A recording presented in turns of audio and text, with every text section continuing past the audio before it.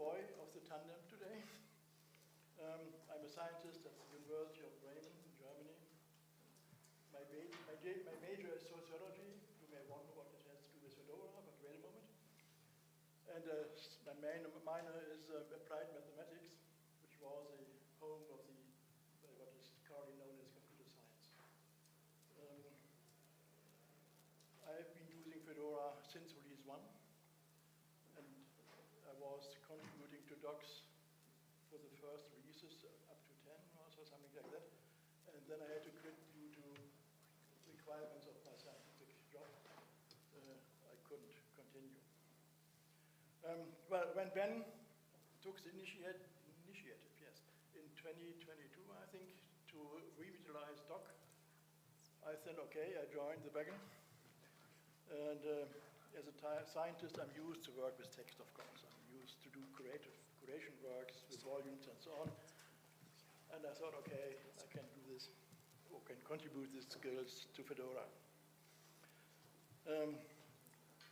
Well, we had a good start, but a short time after, the fall down came again. And we have not to care about docs and techniques, but I think we have to care about other elements. And that kicks my sociological part in. And I hope I can contribute to my sociological skills to overcome some issues with the docs team, but we come later to that, I think. Right. My name is Petr Bokoč. I'm a Red Hat employee, and I've been working on Fedora docs since about 2013. I was originally hired as a technical writer for RHEL documentation, and basically I replaced a previous author who left the company, who was working on the RHEL installation guide for RHEL 6 and 7 at the time, and he was at the same time active in Fedora docs. So when he was leaving, he left me this packet of internal docs, like what he was doing, where the repos are. And he mentioned that, yeah, I'm doing the same thing in Fedora, so I kind of took that over after him, and here I am 12 years later still sort of doing that. So I'm going to start with doing a quick recap of what Fedora docs has been doing since the beginning, basically, right? So Fedora Core 1 came out in 2003, and initially it took a while to get rolling, but documentation was pretty good, which was mostly caused by the fact that a lot of Red Hat employees were basically slacking off at work and working on Fedora instead of what they were supposed to do. So they set up a lot of keyboard systems, like the whole publishing toolchain and sort of stuff. And for the first roughly 10 releases, thank you. For the first about 10 releases, it was pretty good. But then this origin story started sort of catching up with Fedora docs, because Red Hat's publishing toolchain was insane, and it was built for this huge enterprise library, aimed at enterprise users, and the contributors were paid to contribute, so there was sort of like a higher threshold for abuse they were willing to take. So Red Hat has been using DocBook as the language for the sources of the documentation, and Publican was the publishing software. DocBook is XML, so to write documentation, you had to write raw XML. And there were some snippets for various editors and that kind of stuff, but not for all of them. A lot of people were using Vim, which is a high barrier to entry for newcomers from like the community. Because when somebody joins IRC back then and says, yeah, hey, I'd like to contribute to Fedora docs, well, the first thing that person would hear is, yeah, okay, well, install Vim, learn how to quit it, and learn Git. So that wasn't very good. And then over time, there was sort of attrition among the people in Red Hat, like the actual employees who were doing the documentation. People started leaving the company for green pastures, or they were just changed roles. people from docs often go to QE, for example. So, yeah, contributions started going down, and by 2013, when I joined, there were basically 3 of us Red Hatters and 1 community member who has been there for a long time. That was Pete Travis, or random user. And he was just kind of coasting, I guess. He was staying there because he's been there for a long time. And so after a while, I was pretty much the only person left on Fedora docs. And in 2018, I switched teams, and I went from professionally working on Red Hat Enterprise Linux documentation to being actually paid to work on Fedora documentation. So I was holding that fort, let's say, for a while. And then we had this revitalization effort, which was, yeah, basically Ben Cotton's idea, and he did a ton of work. We also had the switch to Antora, which fixed the tool chain to a heavy degree, because Antora is very lightweight. You can build a preview locally, and it takes a couple of seconds instead of several minutes with Publican, and it doesn't do very strict validation. So if you make a tiny mistake, you don't have to spend a ton of time hunting it down, and it's a lot less annoying. Yeah, and then contributions started to fall off again after the initial excitement sort of died down, and then they went up, and then they went back down again. And this is the story of Fedora docs, right? It's a roller coaster, which we see as a problem, and we would like to get off that roller coaster. So what are we looking now? Since about 2022, we have a redesigned homepage, and we have quick docs, which is the most most commonly used part of the actual documentation that we have, because it's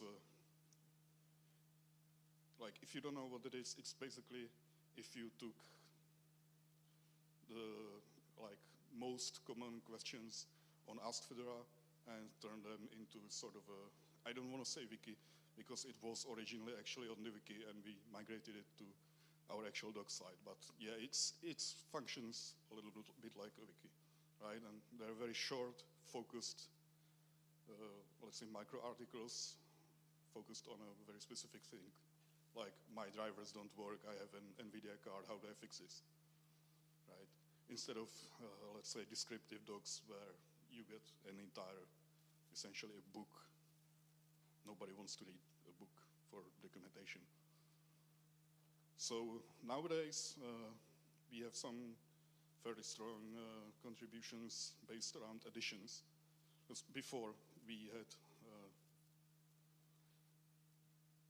one of the main issues was that a lot of the previous documentation was based around RHEL documentation, because it was the same people doing it, right? So the most egregious example was the System Administrator's Guide, which was basically the sysadmin guide for RHEL 7 with the logos changed, and with, somebody just searched and replaced Red Hat Enterprise Linux for Fedora, which sucks because the target audience for Fedora is just wildly different.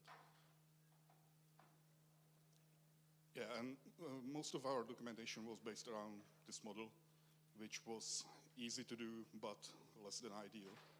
So nowadays, especially server and to some degree workstation are doing their own docs straight for Fedora, like they're writing from scratch. Server, especially thanks to Mr. Boy over here. But we're still missing a bunch of stuff, and we're missing like an overarching strategy, let's say. We have a big gap in documentation for specific, simple, but common tasks that people ask about a lot. Quick docs are basically this, right? But a lot of stuff that people ask about all the time on our forums or on, let's say, Stack Overflow, these kinds of sites are missing, and we don't, like, we only know that a lot of them are missing, but we don't know which ones. As Fedora is kind of like serving this purpose, except the issue is that you have to have a fast account to actually ask a question there. And the average person doesn't want to register on a forum to solve their problem. They just want to Google it and find the answer, right? So that's a big issue. Yeah, so, and like a lot of this is caused by our high attrition rate among contributors, because we rarely get somebody like Peter, or a few years ago we had another contributor who did a ton of work, Hank Lee. But most people, even when they join Fedora Docs and come to Matrix and start talking to us, and we work with them and point them to something to do, help them maybe get familiar with our tooling, they don't tend to stay very long. Right? The attrition rate is horrible. And most of our contributions that we get,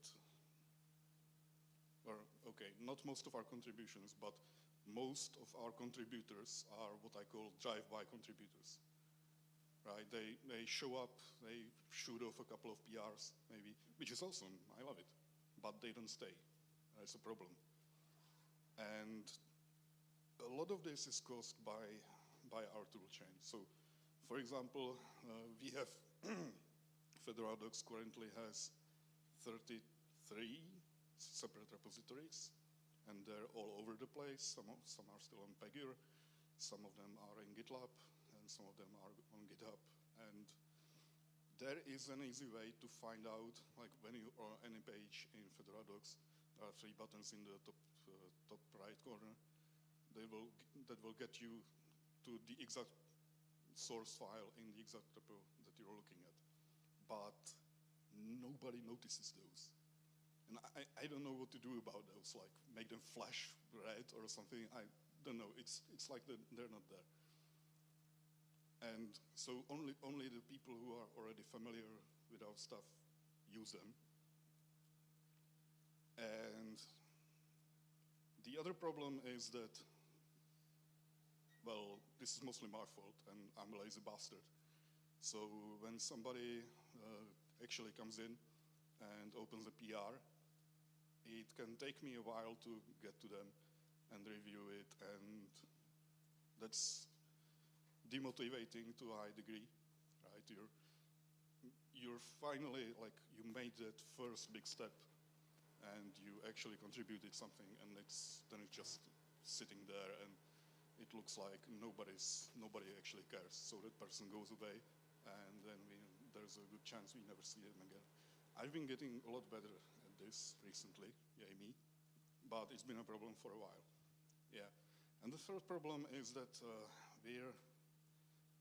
we kind of have the same problem that Fedora Wiki used to have, which is that there's a ton of existing content, and almost no one actually knows what there is, and a lot of it might be outdated.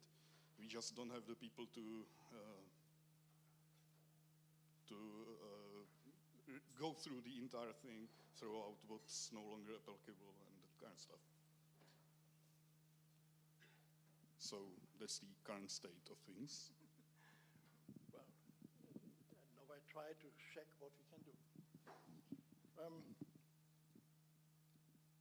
If you follow the development of Fedora Docs over the last 2 decades, we have a similar cycle of up and downs as we are knowing from the economics, for example. It's a Hock cycle in German, I don't know the English word. And it is a cycle which does happen. You can't avoid it. You will always have some up and downs in the development.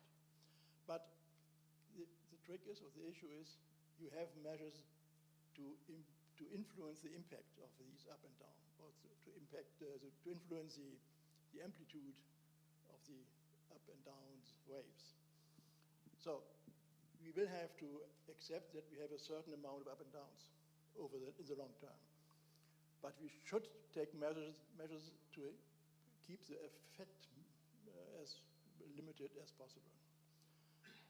But to be able to do that, we have to give up our, until now, purely technical perspective on docs work. We always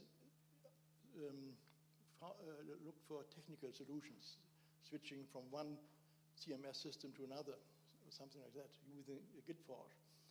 But we seldom, or not at all, took care about what are soft skills, what is what is the communication structure, what are the decision-making structures we have to do with. The first sign of something is going down is the number of participants of the meetings goes down, the meetings itself,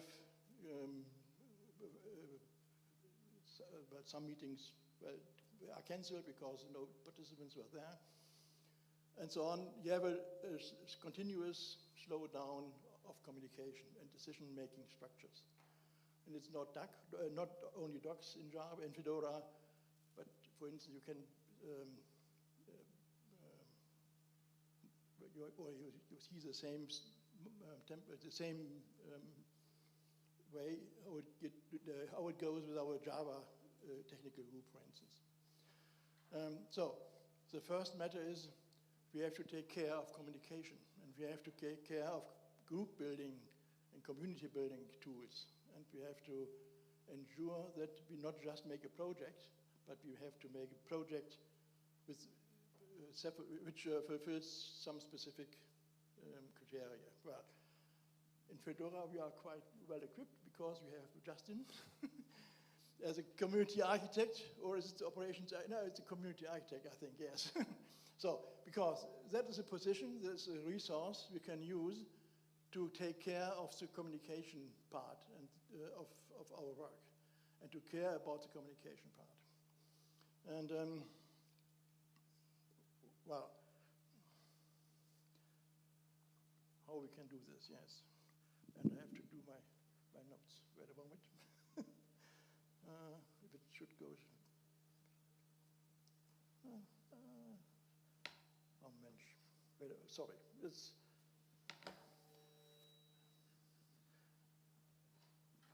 always a technique. Okay, I have to speak without. No,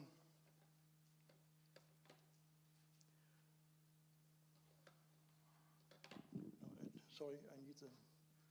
Wait a moment. Well, what happens is we don't really have defined goals, right? We don't have anything that could be called a, let's say, minimum viable product. Every release we publish the release notes, but those are essentially just rewritten change pages, so the utility of that is questionable. And for example, the release notes don't even have a section about, like, only if it appears in changes, we write about it. So if I don't know, let's say Firefox gets a huge update and it now has VR or whatever, if it's not a Fedora change, it's not in the release notes, although it would be relevant to Fedora users. You know it better than me. Well, the trick is, it's okay, yes, we have to actively influence those additional conditions which determine success or not success of a community efforts. And so we have to define our future projects, not just taking into account a limited task, perhaps write an article about something, but our future project has to fulfill some criteria. And I hope this one. We need a project, and we need a workflow which is able to create an engagement-enabling attitude, and we have to be outcome-oriented in a broader sense, not just write one article, but it must be a bigger task. It must provide a focus for different skills, so we can engage several people with different skills, but the outcome of their combined work is one product and not several products. And it must be a way to have a continuation when one step is fulfilled.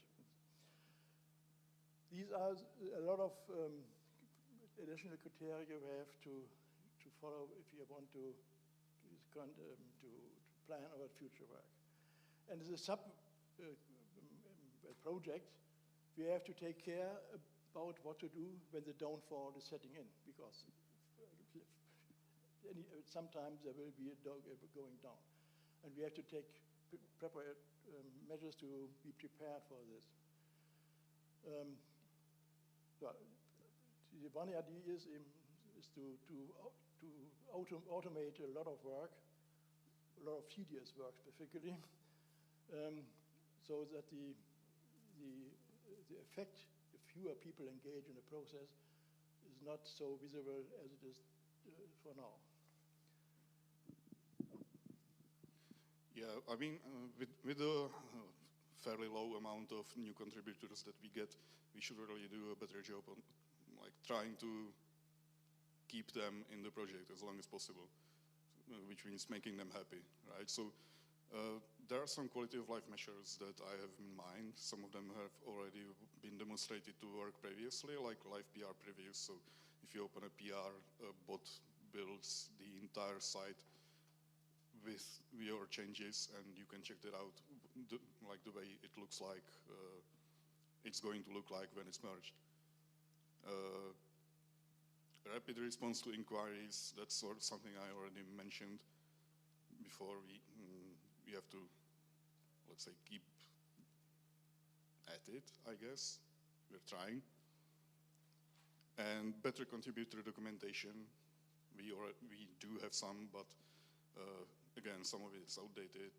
It's very long, unnecessarily so nobody wants to read it, that kind of stuff. And help on hand in metrics.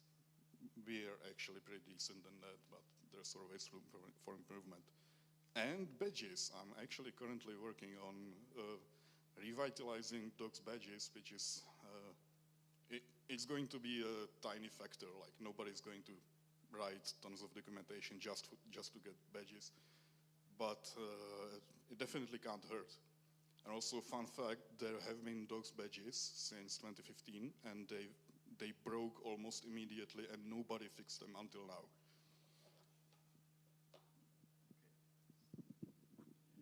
I think that's it for now. Or do we have, if you have it? We thank you, of course. And they're open for questions, yes.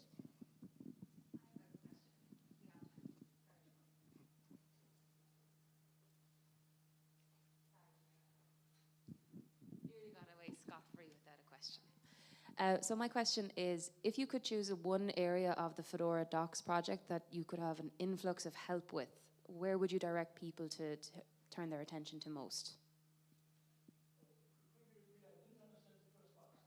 Sure. If you can pick one area of the Fedora docs that you need most help with, where would you send people to go? Like if we have 20 people who are willing to work on docs, what would be your priority to fix?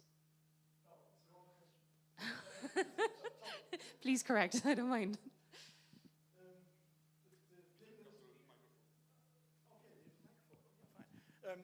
It's not, the issue is, there's not, we have no, not a concept of the documentation.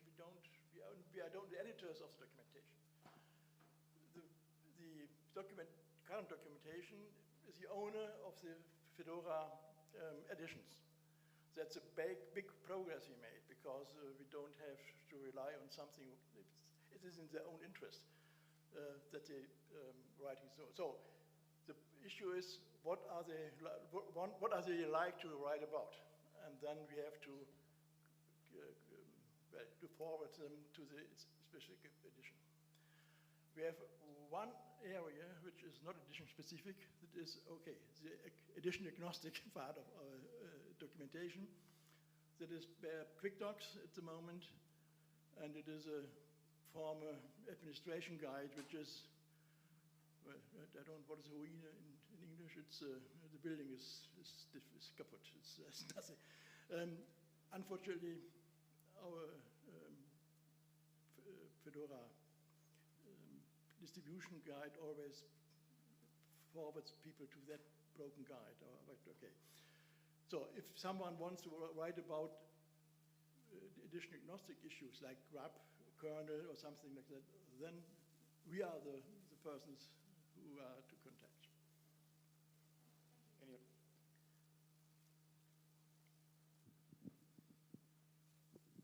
I answer two questions.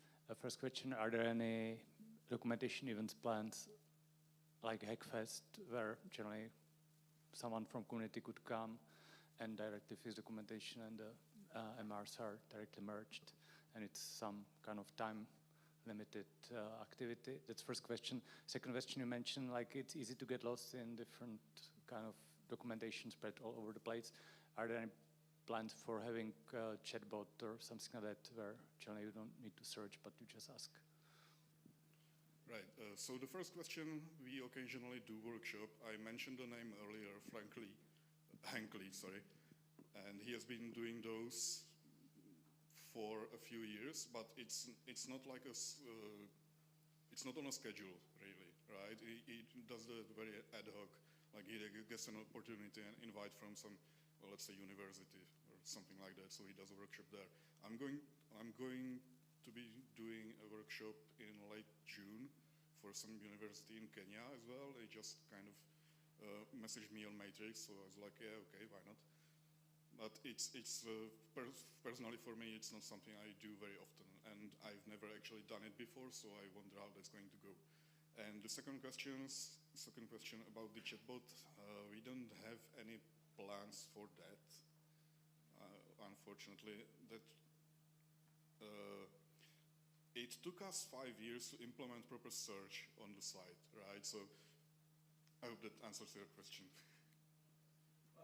Not yet. We have the main task of the docs team is not so to writing docs as it was some time ago, but to create the docs, to organize it, to make it accessible or findable. That is the main task at the moment for us, and to have a plan what should be the next steps. And if you, I don't know if it works. Let's have a look. Can we switch? Oh yes, very well. That is the current user, where we have a single page, which can be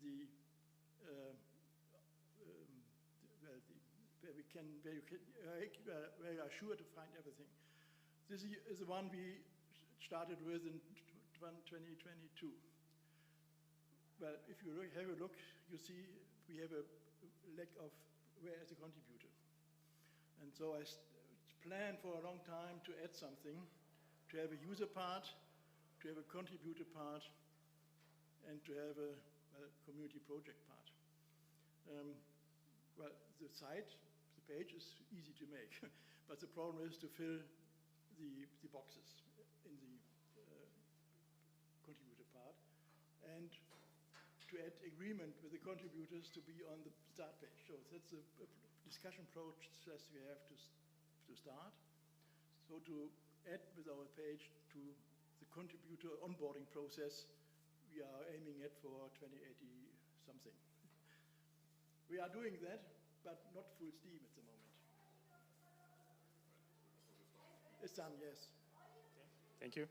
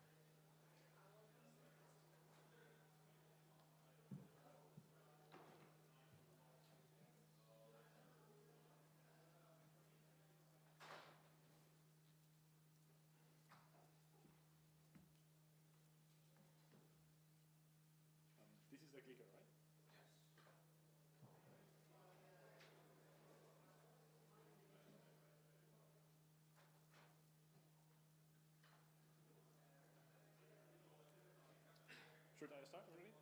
Okay. All right, hello everyone. I'm Fernando. I'm here today to talk to you about my experience and my adventures in the kernel, and more specifically in Fedora kernel. So, all right, a bit of context. Last year after Flock, at Rochester, I was discussing with several community members about the kernel, that I had interest in it, and also how I could help in Fedora. So as an aspiring kernel developer, I was already familiar with it because I contributed in the past, but I was not a super proficient person, and especially not in Fedora kernel. So, okay. The easy path to me was to go to Baxilla, filter by component, Fedora kernel component, and start taking a look to the bugs. So yeah, I had a plan. The plan was, look at the Baxilla, find the bug, fix it. Go back to look at Baxilla, find the bug, fix it. Sounds easy, right? Super straightforward. Yeah, as you can imagine right now, that isn't the case. When I started to look at the Baxilla, I found multiple kind of bugs at kernel, and I started to realize that I could not work on all of them. As I could not work on all of them, I said, okay, so I need to organize them in a way that allow me to easily identify which ones are doable by me and which ones aren't doable by me. So I created 3 different categories. In essence, we have Fedora-specific bugs. So these are these are bugs at kernel that usually rely on Fedora configuration, or Fedora kernel RPM, or Fedora backdoor, or for example, and you might heard about that, GCC version update in Fedora, and therefore the kernel is not compiling anymore in Fedora. That kind of bugs. Luckily, in Fedora, there is a lot of people working on these specific bugs, and they are usually fixed super fast. They are very experienced. Also, QE are on them. They do a really good job, and they are doing very great. So I felt like I was not fast enough yet to deal with this kind of bugs, because usually there were other people much more experienced than me in Fedora kernel that were able to tackle them down pretty fast. Right, so then we have another category, upstream bugs.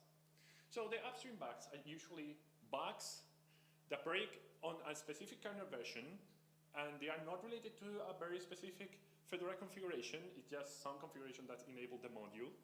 And it's usually related to a core part of the kernel, which is not a hardware driver. And why I mention this specifically, because that's another whole section, driver bugs. So driver bugs are obviously kernel-supported drivers, also out-of-tree drivers, and they usually are hard to debug without the hardware, because you cannot reproduce them, you cannot make sure you're fixing them, and it's super hard to work on them. So, having these 3 categories, where should I focus? So for the Fedora-specific bugs, as I mentioned, were already handled very well, so let's move on. Then we have the driver bugs. Sure, I could work on driver bugs, but right, I have a laptop and a workstation. I have 1 motherboard, 1 CPU, 1 graphic card, 1 network card. I don't have hundreds of them, because believe me, the amount of different drivers that I load in Fedora kernel is super huge, and obviously it's impossible for me to have all the drivers. So sure, I try to filter by the specific drivers that I have access to, and unfortunately there was not any bug, or luckily, because I was not experiencing any bug neither. And then I took a look to upstream bugs, and I found some serious bugs that were kernel upstream bugs. That means these bugs were not only affecting Fedora, were affecting every Linux system that has this kernel version. So, real examples. I'm going to show now some real examples where I worked on, and they were fixed in Fedora, and they were handled, debugged, and everything with Fedora on mine, and the fix landed in Linux upstream, which ended up helping other distributions as well. So, by the way, I use Fedora Rawhide, so I want to clarify that. I found these bugs, and they were, in essence, this is here I had the 4 that are more important, and then some minor issues. The first one, it was an UDP socket multi-threading listening bug. So in essence, if you had an application that was listening on a UDP socket with multiple threads, you were completely broken, because in a commit, kernel broke it, and suddenly all these applications were really only using one single specific thread, and the others were completely ignored. And if you were unlucky enough and were using some socket options, it will just not listen on it. So that's a problem. Then we have some IPv6 omitted information on IP route 2. And then we have one of the most important bugs we recently faced, which is x86 architecture was only seeing a single CPU when IO APIC is disabled. And I'm not going to get into specific, but believe me, a lot of laptops out there are using, are compiling the kernel with this config disabled, because otherwise the kernel won't boot on their hardware. So these users were only having one CPU. And then I found x86 warning of a possible deadlock with Fedora Rawhide, but this possible deadlock was at the end a false positive, so it was not a real threat, although it's important to also fix a false positive. So, all right, results. I got 5 patches merged into Linux kernel.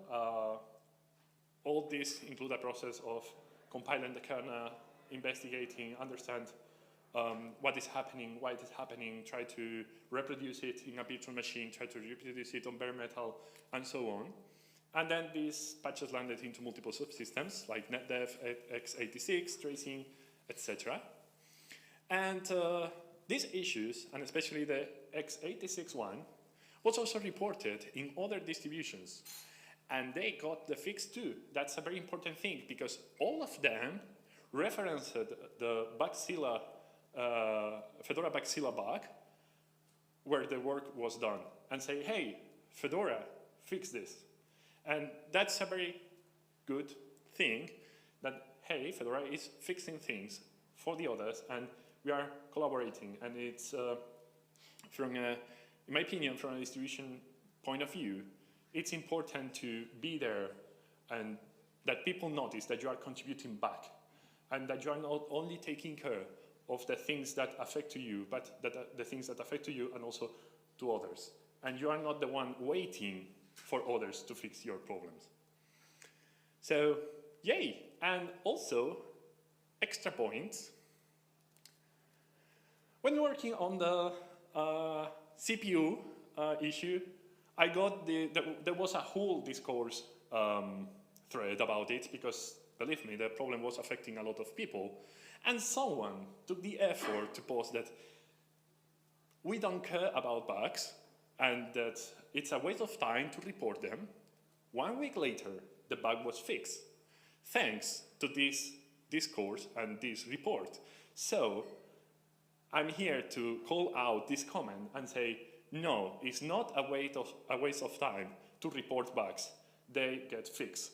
Sometimes they do not get fixed, but because we don't have the resources or the people to work on them, but they are valuable. And I want to completely discourage this kind of comments or this kind of behavior. Reporting things, it's very valuable. It's the only way we can know things are broken. I'm not sure. Yeah. The important is it on? Yeah. The important thing is to report them at the right place, because many kernel bugs are reported in the wrong place. That's what people should keep in mind for the AMD GPU. That's, for example, a free desktop issue tracker. If you report them to bugzilla.kernel.org, they will likely be ignored, not even seen by the developers. Yep. So about that, I'm going to go back to answer that in a minute. So now could be your turn. All right, just to add, one of the things that we need is that, just to get this understanding first, the kernel community upstream recommends that when you face a bug, you should report it to your distribution. Then someone from your distribution should take a look to it, analyze it, understand if this is a kernel bug or a distribution-specific bug. If it is a kernel bug, report it upstream. That's ideally how it should work. So one of the things that we need is people triaging these Fedora kernel bugs, because that is not happening, and there are thousands of them, and I'm not exaggerating, it's literally thousands of bugs. And we need someone, and ideally more than one person, to take a look, say, oh, right, this is related to this config, this is related to this driver, and report it back and say, hey, Linux kernel community, I noticed this specific bug about x86, I noticed this bug about this driver, I noticed this bug about tracing, whatever. And then, if they do not handle it, we cannot do much more. Of course, it will be very good if you are an aspiring kernel developer to work on it if you are able to. But from the point of view of a distribution, what it is expected is just that they report back to our upstream the bugs that are really an upstream bug. And I didn't decide that. That is how the Linux kernel community work. And so yeah, we need someone to take a look to the bugs, categorize them, and then if you have the hardware mentioned, it's also very useful to volunteer. So if you notice there is a bug reported against any of your hardware, you can say, hey, I don't know how to fix this because maybe I don't work in kernel, I don't know C, I'm not even a software engineer. It's fine, as long as I can give you an RPM and you can compile it and say, hey, this is happening, hey, this is the log, hey, this is fixing the issue, it is not fixing the issue, whatever. But having volunteers with hardware is very, very useful. And it will be very nice to get more volunteers in this area. And then, what if I'm not experienced? What if I am a software developer or someone that is willing to learn software development or someone that wants to help, but I don't know how? No worries, I'm happy to mentor. I really are. Reach out to me on Matrix, reach out to me on email. I don't really care. You can reach out on Kernel room in fedoraproject.org. Whatever, reach out. Hey, I know a bit of C, I have this experience, and I want to continue contributing. I want to start contributing to Kernel. Great. We will look together at the bugs. I will try to help you out as much as I can, of course. I am not a super hacker that can fix everything, but probably can give you some guidance of how to debug most of the things. And with that guidance, even if I do not have the knowledge, I will probably give you a contact point in kernel upstream of someone that can help you to debug it. Usually, and this is probably a controversial opinion, kernel community is welcoming. And I know that that is not the general opinion, but that was my experience so far. And I try to be welcoming. So if you want to help, please step up, reach out to me, reach out into kernelfedoraproject.org, and we will try to get you started. If you don't know C, it's completely fine. We can give you some resources to learn C. You can practice with simple bugs. I can just show you how to compile it. We can learn together. And yeah, next steps in Fedora kernel.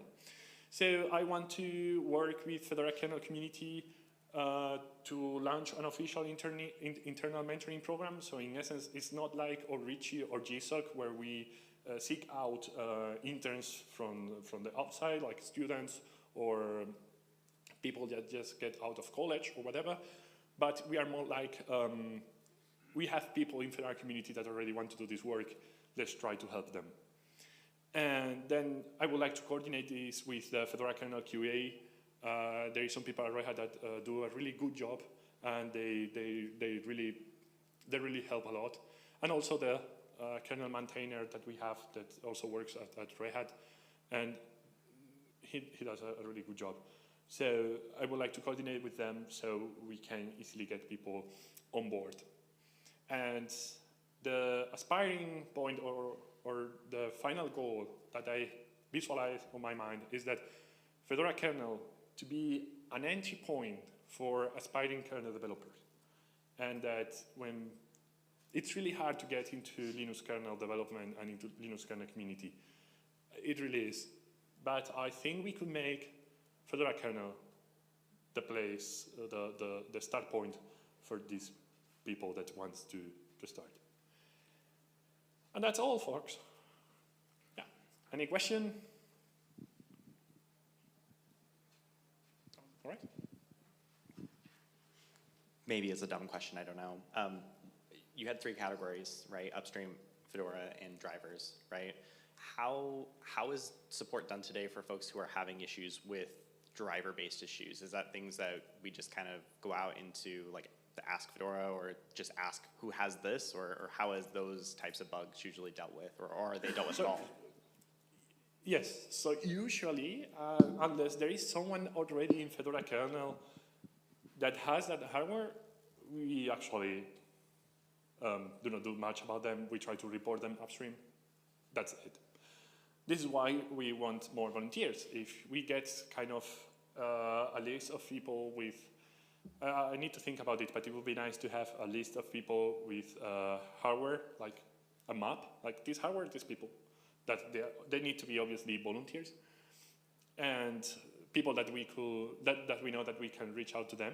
It would be very good because, hey, we got this back about this AMD CPU, and this person has this AMD CPU. Would you like to take a look to it? Something like that could be great. Right.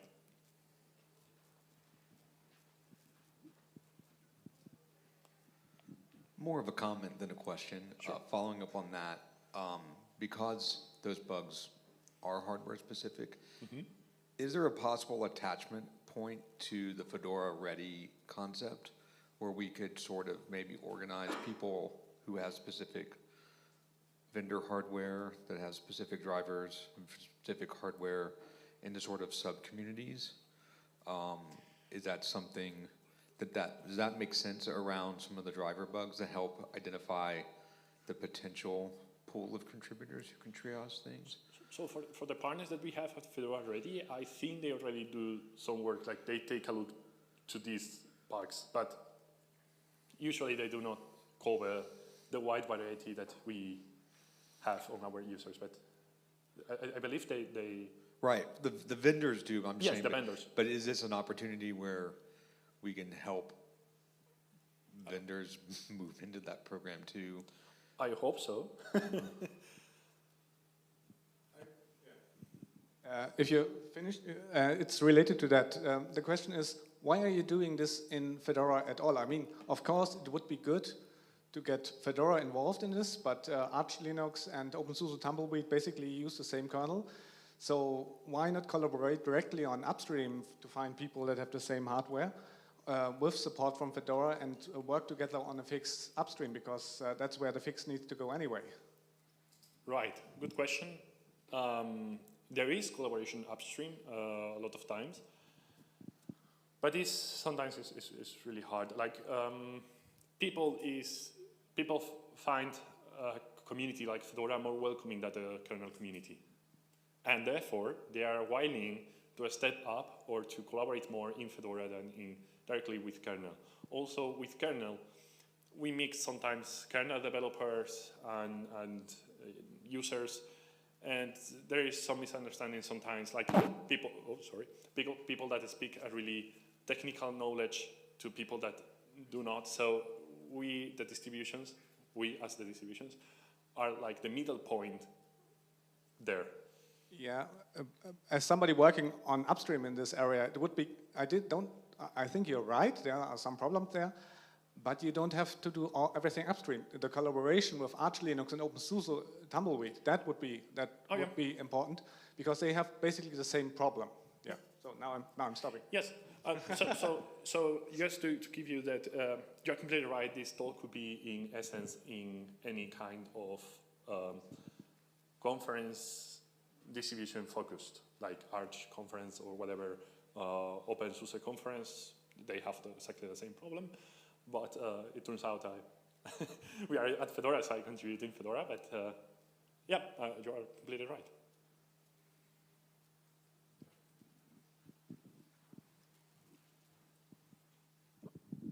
So about finding volunteers to test the packages, usually the reporter has the hardware that reproduces the bugs. So is there a problem to get the reporters of the bug involved in testing possible fixes? Yes, there are two different kind of reporters. Yes, there are reporters that, in essence, collaborate a lot, and they even sometimes they provide reproducers. Yeah, that's really good. They provide a reproducer so you can play with it. But I must say that most of the reporters are people that have a crash or whatever. They use the automatic tool for reporting. They send the bug at the Baxilla and then they disappear. I tried to reach out to some people. There were like 2 bugs in wireless card that I believe they were kind of simple, but I could never test them because I reached out to them like, hey, would you like to test this patch? And I never get a reply back. So at the end, you need people that sign up as a volunteer, so you know that you can rely on them and say, hey, can you test this? Of course, the first option is always a reporter, but my experience is that they usually disappear. Another question? All right. Yeah, so thank you very much for attending. Thank you.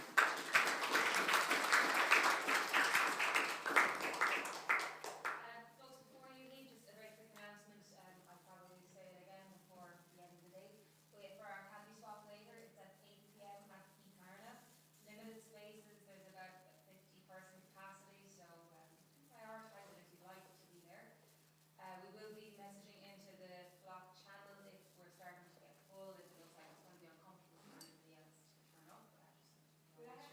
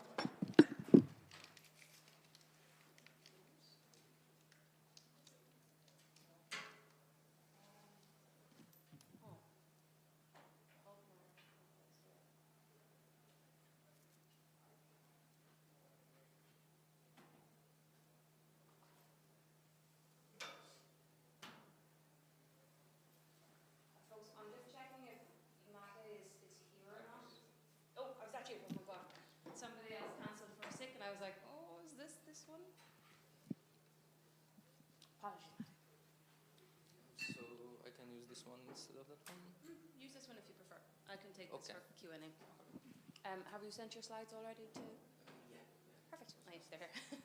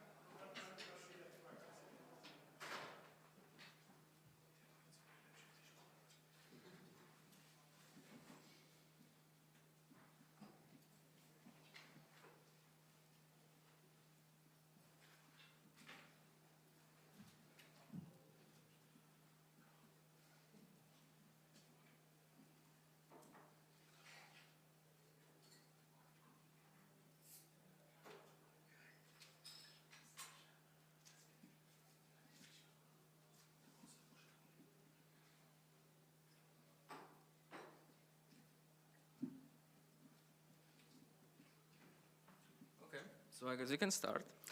So hello, my name is Matej. I'm from the Packet team, and today we will be talking about new features that we have in our downstream release automation. And just out of interest, how many packagers do we have here? If you are a packager, please raise your hand. Okay, that will be most of us. Cool. So, and how many are using Packet on the downstream? Okay, that's a bit less. Okay, cool.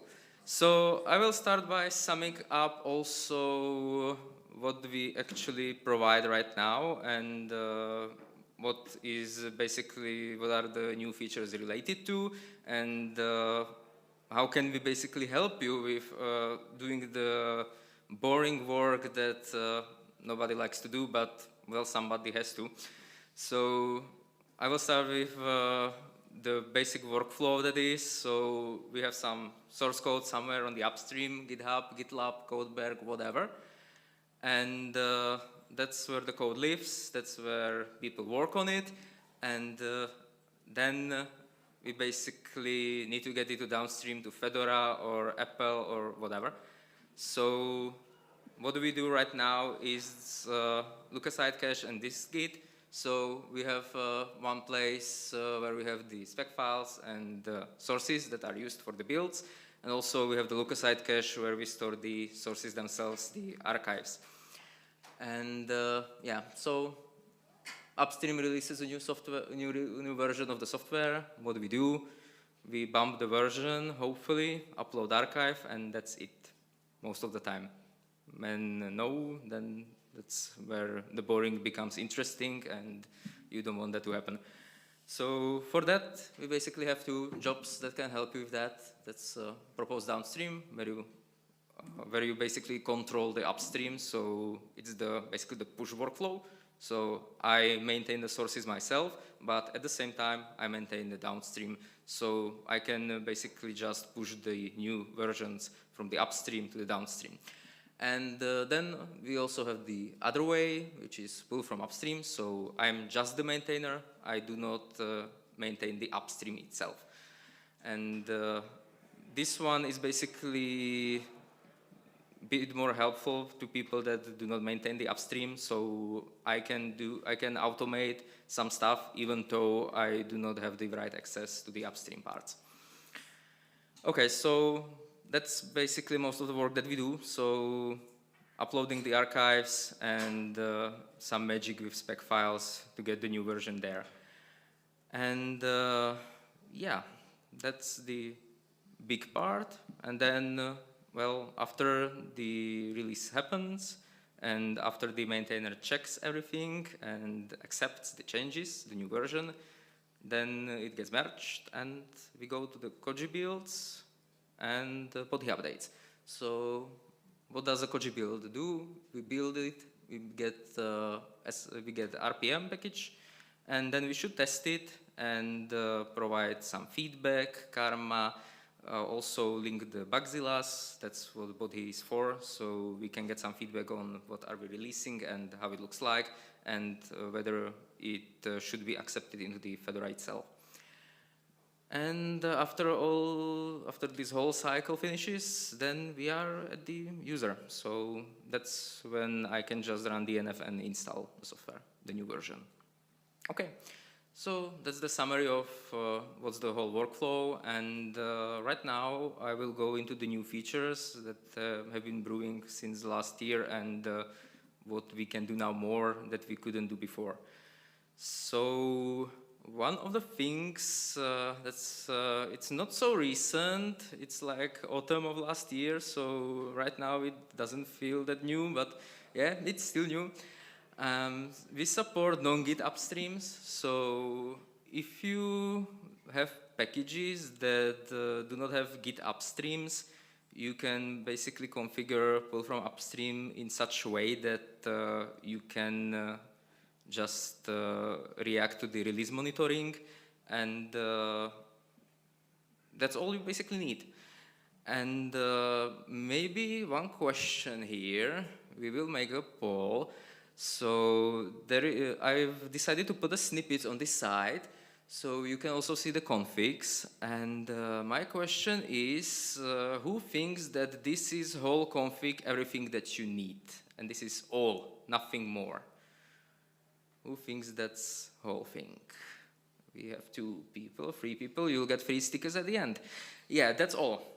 Nothing else is needed.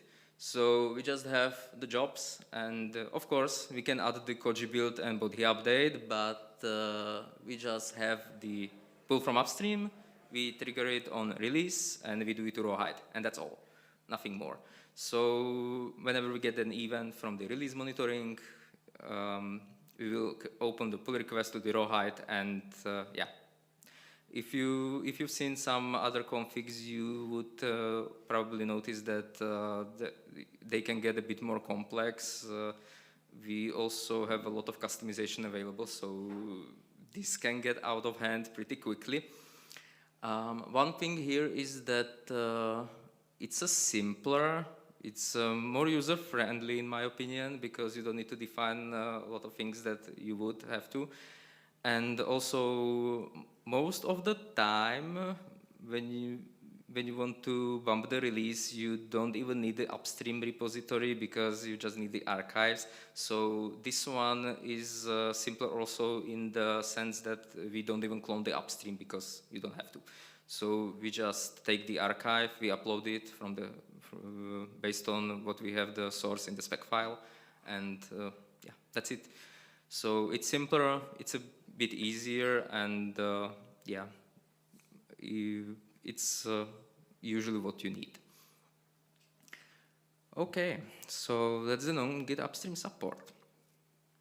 And one of the long requested features was support for the side tags. That's relatively new, and yeah, you can see already the config is getting a bit more complex. So yeah, that's not that really easy to read, but I will go through it. So what is happening here? So we have a job for the Koji build, and we basically define that it's triggered by either commit or other Koji build, which means that when you want to release multiple packages and they are built in the same side tag, so in our case, I've taken this from our own packages, so you can see that you cannot see from which package it's packet itself, but you can also see at the bottom the list of dependencies. There is the Ogre and spec file that are needed for our package. So we can release all 3 of them at once in one update, and they are built in one side tag. So the other parts are the packet instances, which we basically use to test our own code. So we do the Koji build only with the stage instance. And then there is also the requirement for the PR authors, because there were some concerns about automatic Koji builds. So by default, we just go with our own pull requests. So if a maintainer wishes to open pull requests or push to branch, he would need to specify themselves in the list. And yeah, and then a side tag group. So there needs to be a name of where it needs to build. So in this case, there are some nuances, and well, I would summarize this as side tags are a very simple concept, but once you start using it, it's not simple at all. So what does happen here is that I will get back to the trigger. So one thing is that committing in this Git triggers the Koji build, but at the same time you might want to tag the build into, you also want to trigger it when something happens in the side tag. So that's why there is the Koji build trigger, the other one. And yeah, I will walk you through the release workflow, and I will start by going through the instructions that we have for our own release card. So this is a part that happens on the downstream. So once the release happens, we need to check the pull requests that we propose. So after the pull requests are merged, you just wait for the Koji build, right? Except not really, because in case you don't release everything, you need to make sure that the respective builds are tagged into the side tag. So there is also the other part that you need to do, and that's manually tagging the packages that you are not releasing. So yeah, it looks simple, but it gets more complicated with the side tags. So what can you do with that? In this case, I know that I haven't released this one package, so I will just post a comment. I want to tag it, and I want to tag all Fedora releases. So I post the comment, it gets tagged, and then the Koji builds happen. So yeah, that's the Koji build part. And what else? Well, after the Koji, what happens is the body update. So exactly same thing. There are some differences. In this case, you can also see that there is allow the builders. So body update is triggered by finished Koji build. And who can build packet and packet stage? So we have the 2 instances. If you want to build yourself, you could probably just drop your name in there, your fuzz user account. And yeah, there's a site group. It's basically the same thing, just the builders and authors or committers switches, because this reacts to the Koji, not to the commit or merged pull request. And yeah, Koji builds build, and then you just wait and see for the body update. So you just get everything in once, you see all the change logs, and yeah, that's it.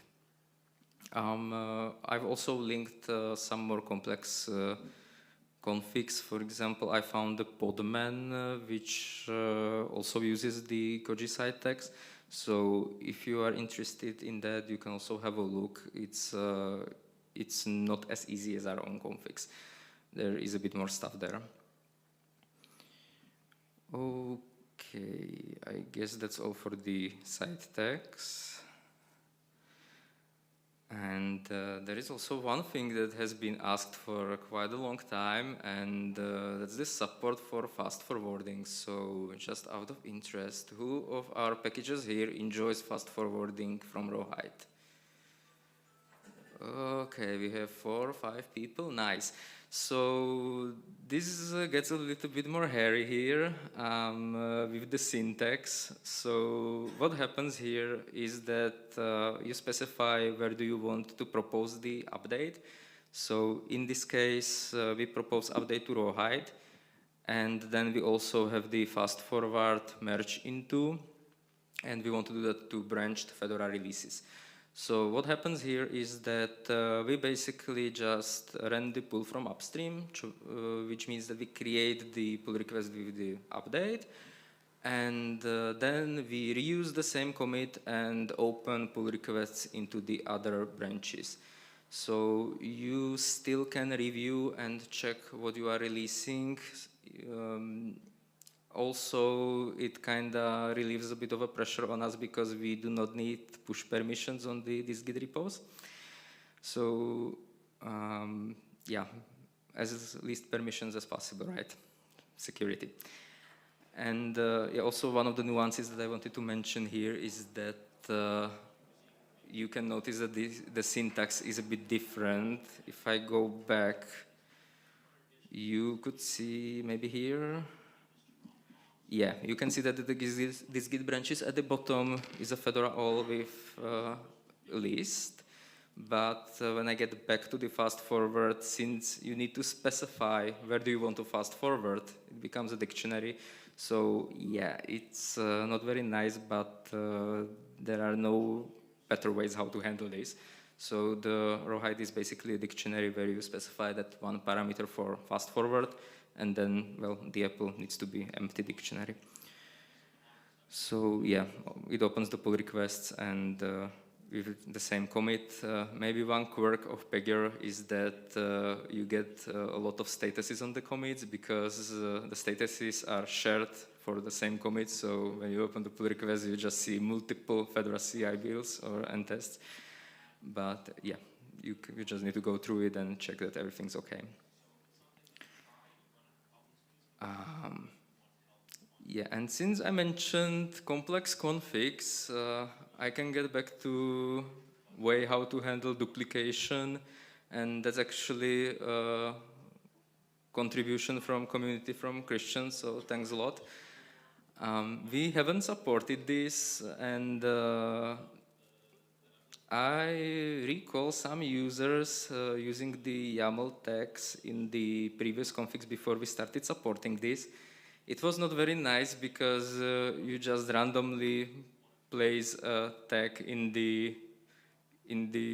one of the definitions and then you reuse it. So this is something that is a bit more easy on the eyes. So you just define the one top level key and you can hide whatever you want there. And well, what would you like to hide there? Definitely targets and shroots, because I've noticed that some configs have a pretty long list. So this is something that definitely helps, because you can have them at one place and make sure that even when you have hard-coded values, that when you change it, it propagates. So I do not forget one job and then it fails. And one other benefit would be also the testing farm, because there are some pretty wild configs with extra options and whatever else. So yeah, there is a lot of duplication. So this simplifies it a bit. And yeah, I would also like to shout out the distro aliases. We have converted to them recently. That's maintained by the Copper team. And yeah, there are also the OpenSUSE aliases that's maintained by Dan Chermak from OpenSUSE. And yeah, so this is a pretty nice feature that a lot of projects would like to use, and I also thought that it would be nice to mention it here because some people like scripting. So if you need something like this, it's available. You don't have to make your own. And it also supports caching, which we definitely use. So yes, you can go through the multiple options. I've just taken this example from the README itself. So yeah, that's a very helpful thing. Okay, and I will slowly get into the more technical stuff. So there were a few requests about releasing for Go. So that's basically, I've also linked the issue for the context. So you can have a look and see what it's about. I'll just abridge it as they basically create vendor archives during the release automation, and there's also some kind of license checks. And we have just added a hook that basically allows you to run something after we do our stuff with the bumping the spec file, changelog, and creating the archives. So you can also create more archives. And yeah, that's one of the most recent being maybe 1 week, 2 weeks old. And this comes from the Koji Sitex support that I've mentioned at the beginning. So someone ran into the issue where they do not wish to run the sync releases for pre-releases. So yeah, that's not an easy way to automate. So what can you do here is, well, we've implemented an action that you can use for basically indicating to us whether it should be ran or not. So as you can see, there is the package project version and grepping for some alpha, beta, or release candidate. And if it succeeds, and if this doesn't succeed, so it's exit code 0, it doesn't run. And yeah, docs are still work in progress. That's not merged, so you will have to wait a bit. Why it is a list? Sorry? Why the command is a list? All actions are lists, so we specify all the commands in list. Okay, and one of the probably not that surprising things, we also built Packit as a container. And we've got some requests for making the ARM builds. So right now you can also run it on the ARM machines. And it should help you with the reproducing of what we do locally. But yeah, all the tokens, still not an easy thing to do. And yeah, there's also one more thing for reproducing. The Apple X support is a work in progress, so this will be coming, but there is a lot of dependencies missing, so that will probably take some time. And last but not least, we also have some dashboard improvements. So one of the things that were problematic were the errors during the Koji build submissions, which are now propagated nicely into the dashboard, so when it fails, you can see it. And we also rebranded the views a bit, so it looks a bit nicer.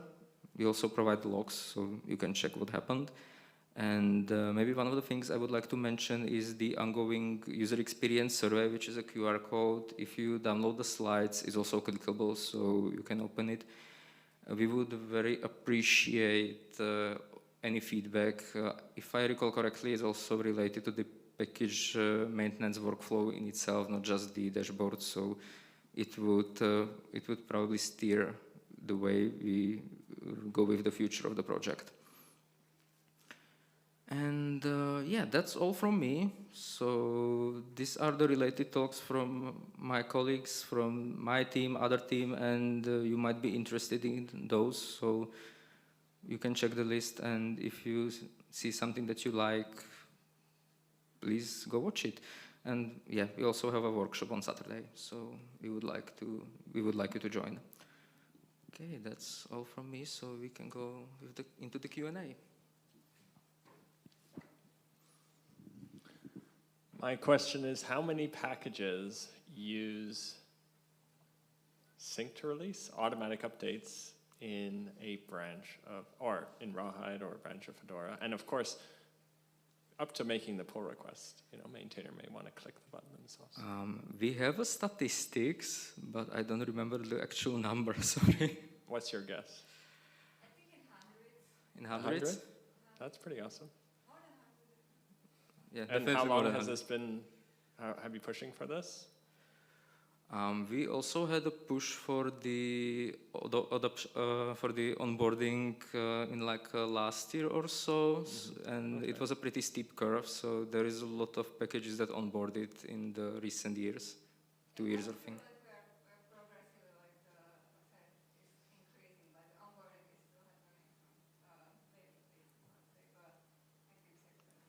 Okay, cool. Any other questions?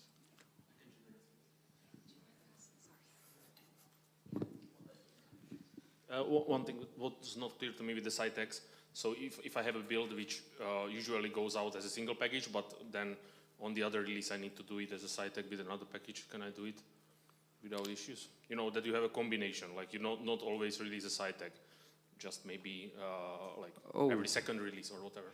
Yeah, that's the thing I mentioned with the tagging. So this basically always releases in a site tag, but for the packages that you are not releasing, you just make them with the command manually, you tag them into the site tag. But this, you basically have to post the command yourself, but the tagging happens on our side.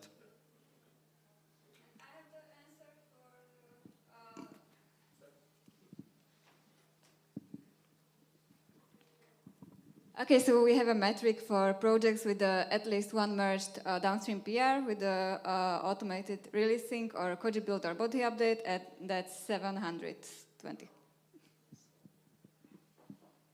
Thanks a lot. Any other questions? Then if not, then thanks a lot. Also, thanks for the questions. And if you would like to reach out to us, we have this list of communication channels where you can reach out, and also you can bump at us outside after the talk. So thanks a lot.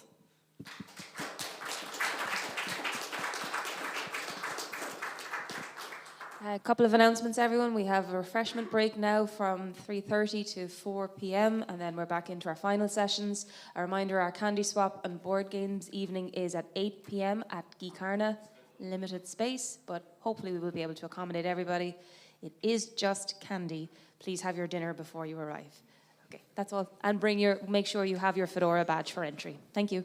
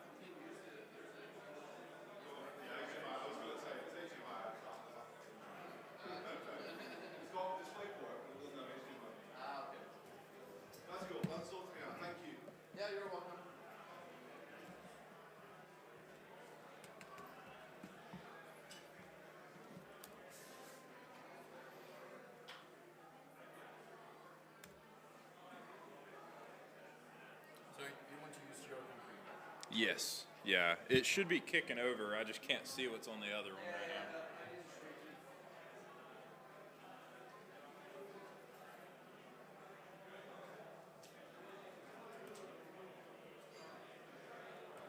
Yep, that's me.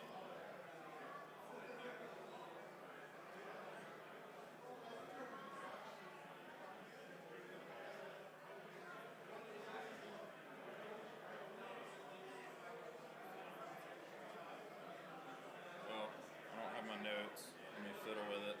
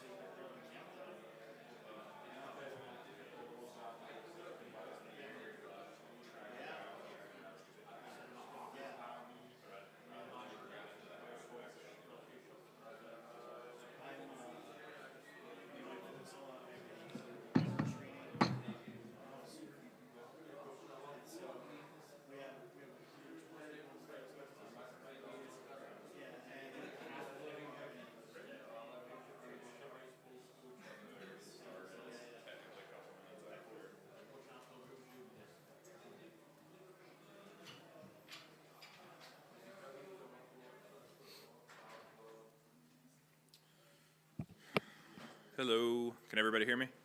Yes. Cool, all right. So the talk is titled Distributing Open Source, Alma Linux's Mirrorless Evolution.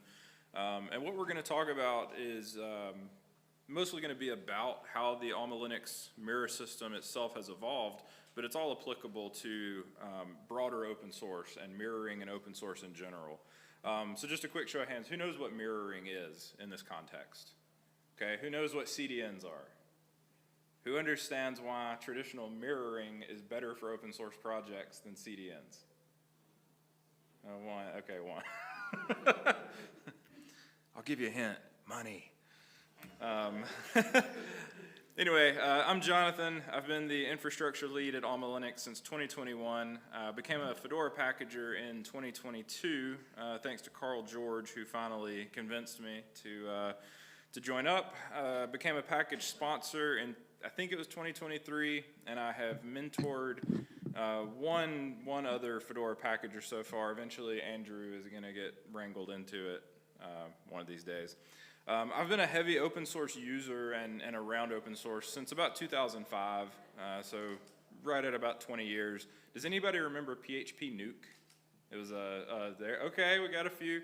It was a pre-WordPress CMS back in the day. You had like PHP Nuke, Drupal, and Joomla, and that was like it. So I got my start in PHP Nuke, and you know, kind of went from there.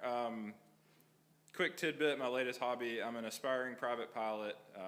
In about a month, I should officially be a pilot. So, cool new hobby.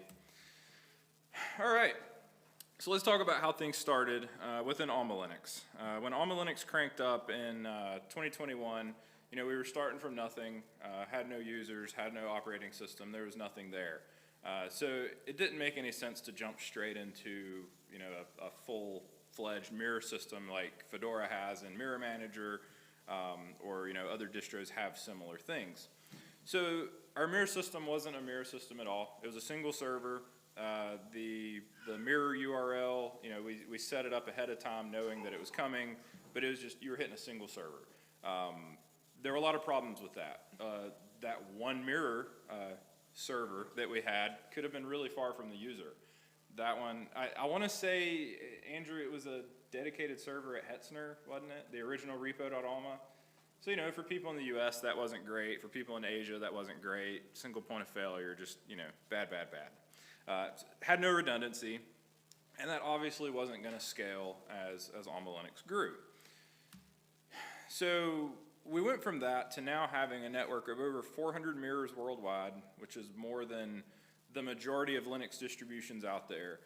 We've got about 1.5 million systems that hit our public mirror list every week. We know of several million more systems than that using private mirrors, which is kind of out of scope for this talk.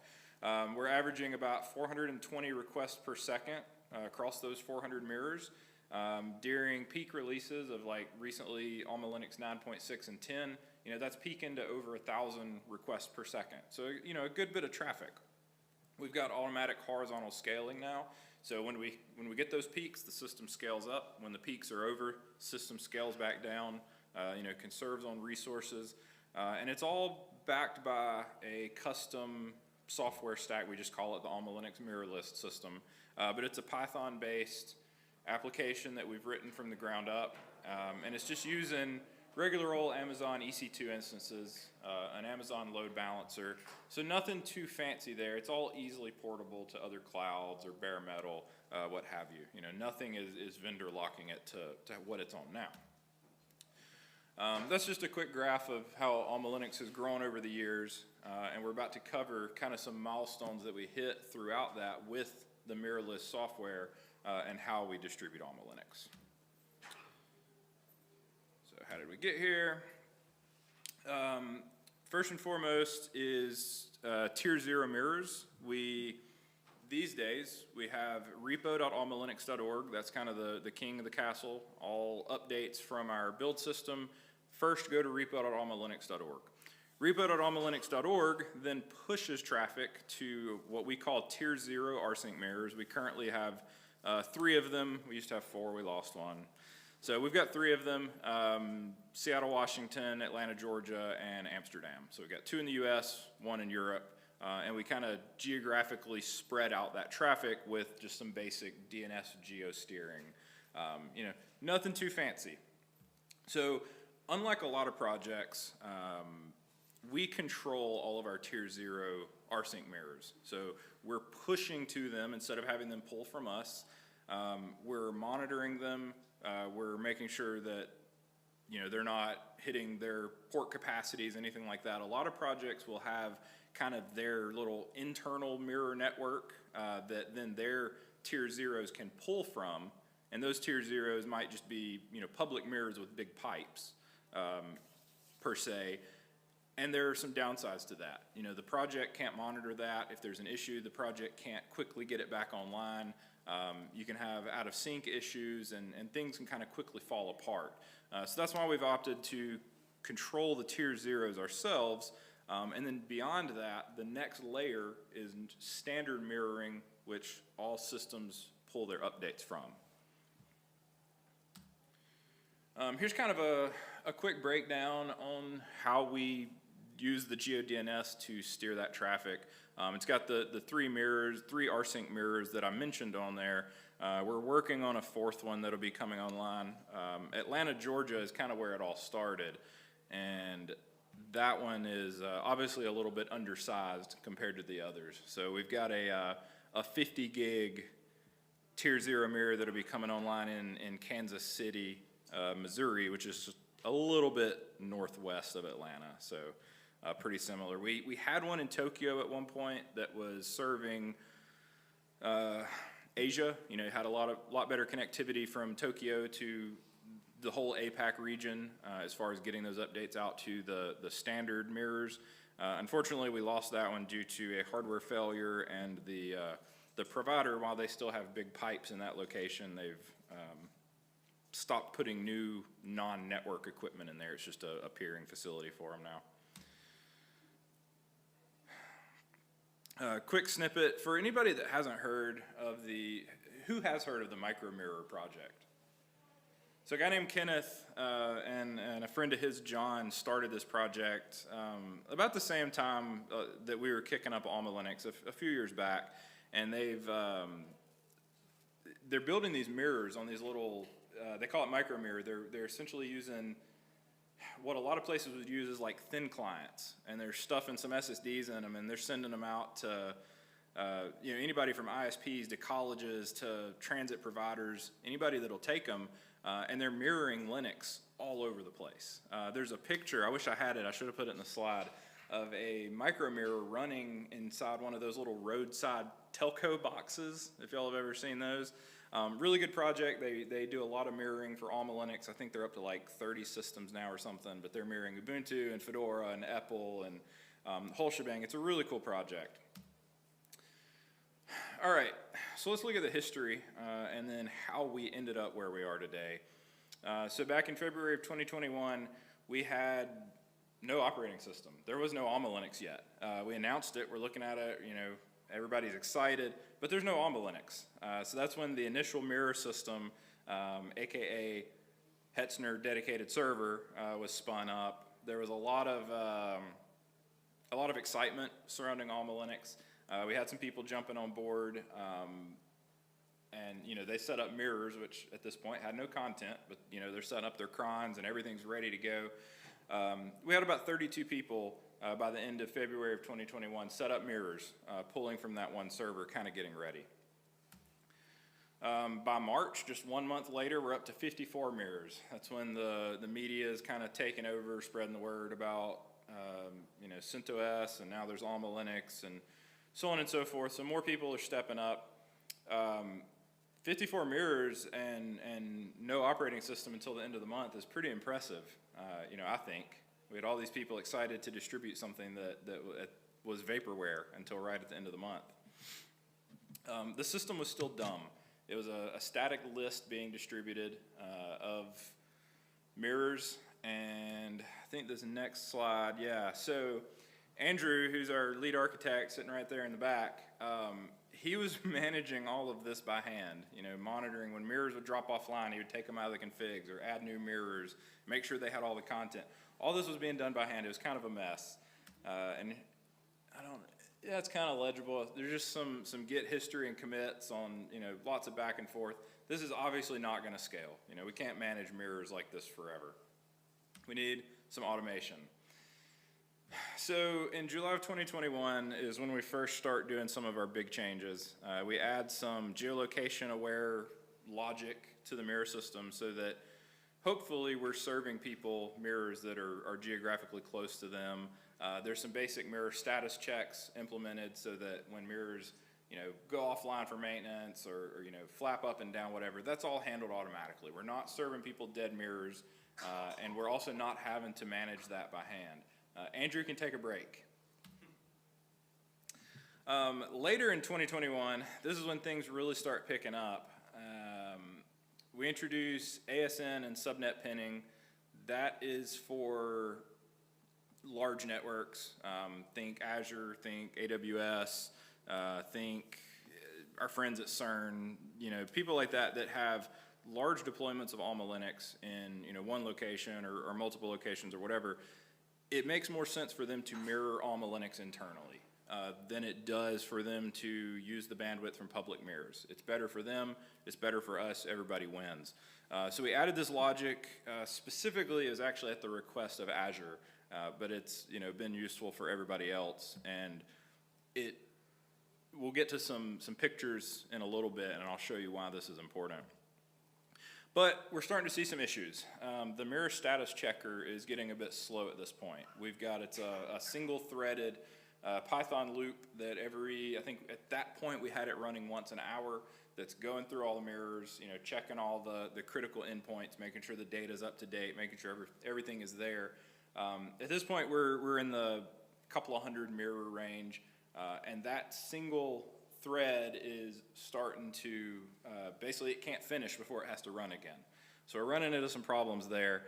We also noticed some pretty bad bugs. When we were doing the geolocation at this point, it was a pretty broad geolocation match. So we were saying, hey, this user is in this country, let's serve them a mirror out of this country. All right, that's great in a small country like, I don't know, I'm from the US. It's a pretty big geographical country. So when you take somebody in the US, say they're in, let's say New York, everybody kind of knows where New York is, and you serve them a mirror out of Seattle, Washington, all the way across the country, that's not great. You know, we can do better than that. So for geographically large countries with a lot of different internet hubs within them, such as the US, such as Canada, such as, you know, Germany would probably be a pretty good example in Europe. You know, you've got opposite sides of Germany, both of which have, you know, multiple internet hubs. We needed to get better than just, hey, here's a country, serve them a mirror in that country. So that's a problem that we need to solve.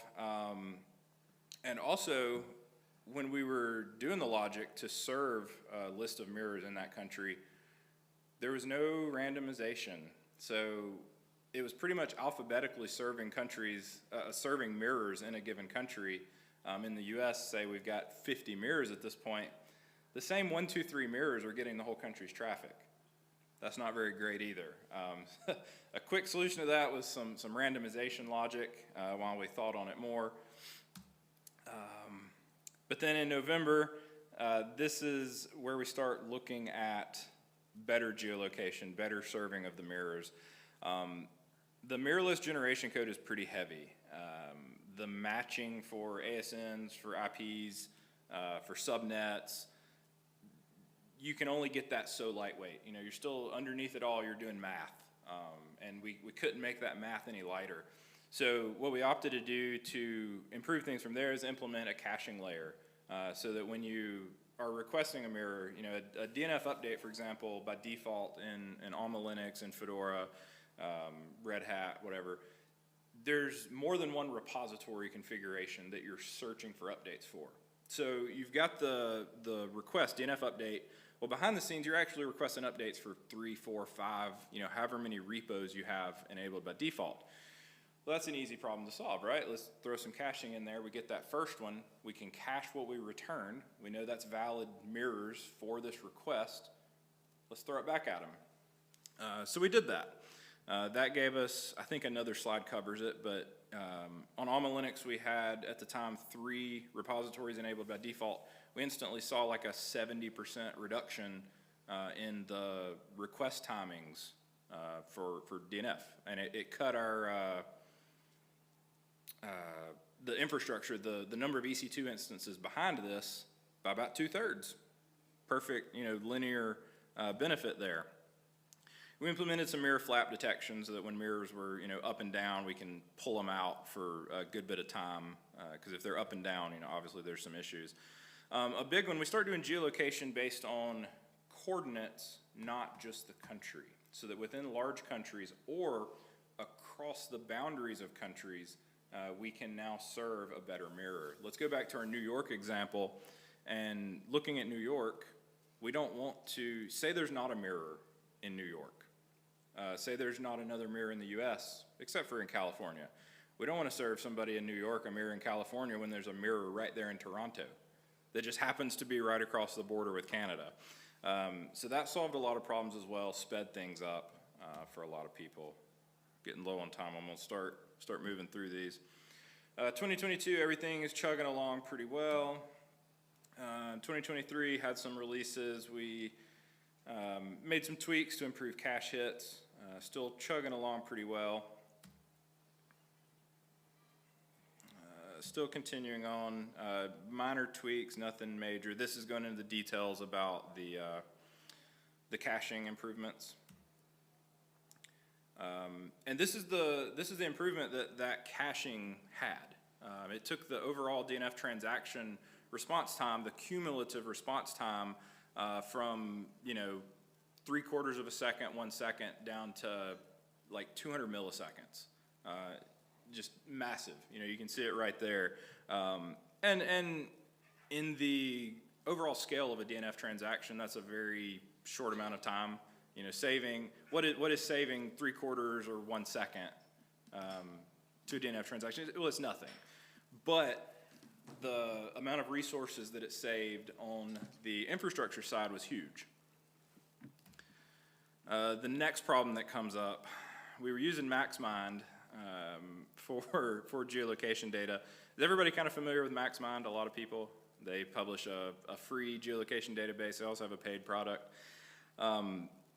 That data was not great, and we can only serve mirrors as well as the data backing it that tell us where these people are that we need to be serving. We found a lot of inaccuracies and just flat out wrong data within MaxMind. People in Europe are getting served US mirrors because that's what the MaxMind data was telling us.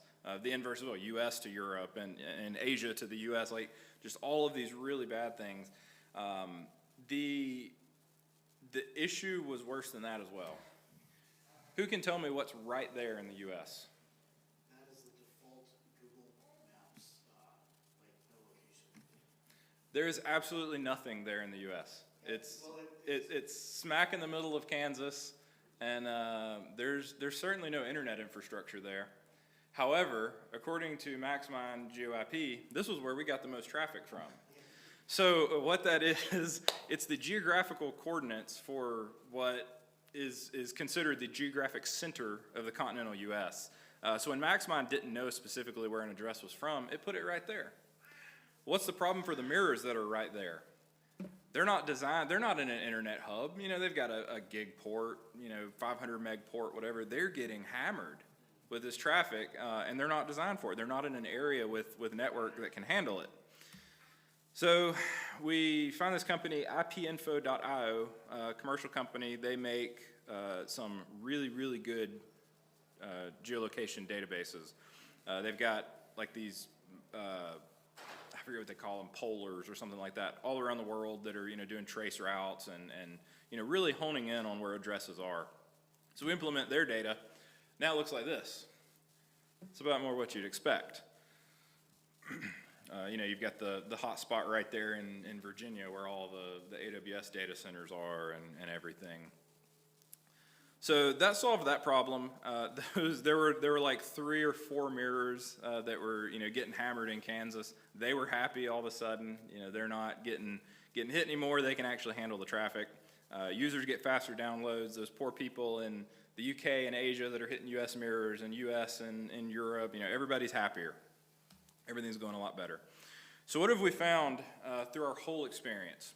Traditional mirroring is amazing for free and open source distributions for a number of reasons. One of those is cost. One of those is quality. And the third reason is, quite simply put, it's fewer points of failure. When you have a CDN, if the CDN's control plane dies, you're dead in the water. There's nothing you can do. You don't have actual software behind the scenes to deal with it. With this system, we can pick it up, redeploy it on a completely different cloud or bare metal or whatever. We're good to go. Everything is happy. Delivering releases and updates without these mirrors would be incredibly expensive. CDNs are not cheap. Fastly, Cloudflare, Akami, whichever one, they're all very, very expensive. At the scale that we are pushing traffic, at the scale that we have the requests, and it wouldn't be feasible. There's no way it would work. The other thing we found is accurate geolocation data improves user experience tenfold. Bad data in, bad results out. So, what's next? We want to implement some more statistics within the mirror system, similar to what Fedora has. You can go to the Fedora Mirror Manager site, see like country stats, where the mirrors are, what's online, what's offline, things like that. We want to do that. Public facing. We need a better development environment to get some more people on board. It's all written in Python. It's relatively easy. It's basic Python async IO stuff. But the barrier to getting a development environment up for the code is not that easy. So we need some better development environment set up, both guide and maybe some pre-made images, things like that, to make it easier for people to jump in and contribute. Protocol filtering, we actually got that one done earlier this year, where you can like forcibly select if you only want HTTPS mirrors or rsync mirrors, what have you. Partial mirroring, as Alma Linux has grown in both number of versions, architectures, things like that, our mirrors are now at 1.5, 2 terabytes. People want to be able to trim that down. Maybe they only want to mirror x86. Maybe they only want to mirror ARM. Maybe they want to ignore ISOs. In our status checkers, we've got to be able to handle that. That kind of goes hand in hand with better mirror validation. We need to find more efficient ways to check the status of them. Using rsync is a very obvious option. And then just a little call to action, get involved. Mirrors.almalinux.org. The code is on GitHub. Barring that, if you're not a coder, maybe you have access to servers, transit. Contribute mirrors to your favorite open source projects, especially distributions. A lot of projects have moved away from mirroring. Everything from Apache to GCC to the kernel used to come from these traditional style mirrors that we're talking about. A lot of that with GitHub and things like that have kind of moved away from it. Distros are largely still reliant on that type of architecture. So, set up mirrors for projects that you care about. And then we are out of time. But if there's any quick questions, we might can sneak them in. There's nobody busting in the back door.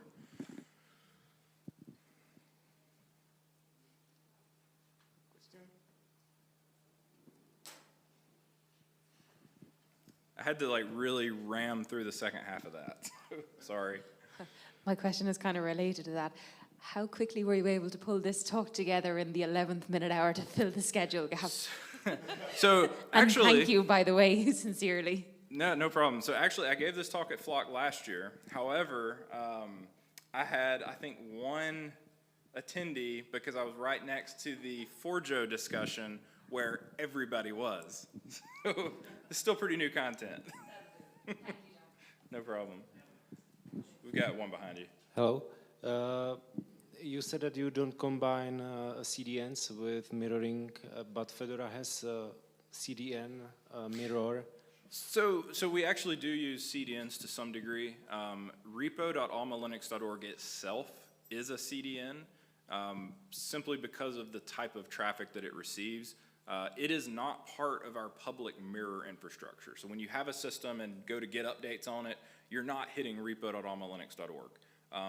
That's primarily traffic from the website that's like, hey, go grab an ISO, go grab an image. So that is behind a CDN. And then the special mirroring that we have inside of AWS, inside of Azure, they're using those clouds' internal CDNs that we control and manage. Within those environments, that is the proper fit. But for the broader public mirrorless system, a CDN would be cost prohibitive. David? Yeah, so at the end there you were talking about, volunteer to be a mirror for projects you care about. And at the beginning you were talking about how Alma Linux, unlike other projects, you kind of control the mirrors you push to them. Is that the tier zeros? Yeah. Yeah. So is that when you were saying volunteer? Were you saying volunteer to be like a tier 0, or is that no? Just sort It's of like a volunteer to be a public mirror. So okay. we push from repo.almalinux.org. Let's say we push from the build system into our currently 3, about to be 4 tier 0 rsync mirrors. Everybody then pulls from there. A lot of other projects, and maybe Kevin might know how Fedora is operated these days, because I don't remember, but a lot of projects, the tier 0s are technically community contributed as well. It's just, selective relationships, mirrors with big pipes, things like that. We choose to find people that will give us the server and the transit and let us manage the tier 0. Are the tier 0s within Fedora's mirroring still kind of public contributions, Kevin? Yeah, so tier 0 is stuff run by us, and tier 1 is our big community mirrors that other people. And then is there a tier 2 then? Then everybody else, yeah. Okay, yeah. So a little bit different lingo, but that's pretty much what I was alluding to. All right, we are out of time and people are coming in, so we'll call it there. Thanks for coming. Thank you.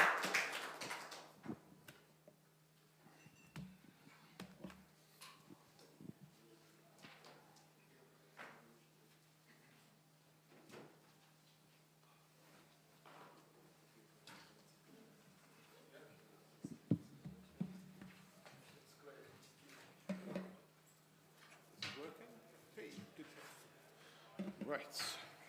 Got a minute.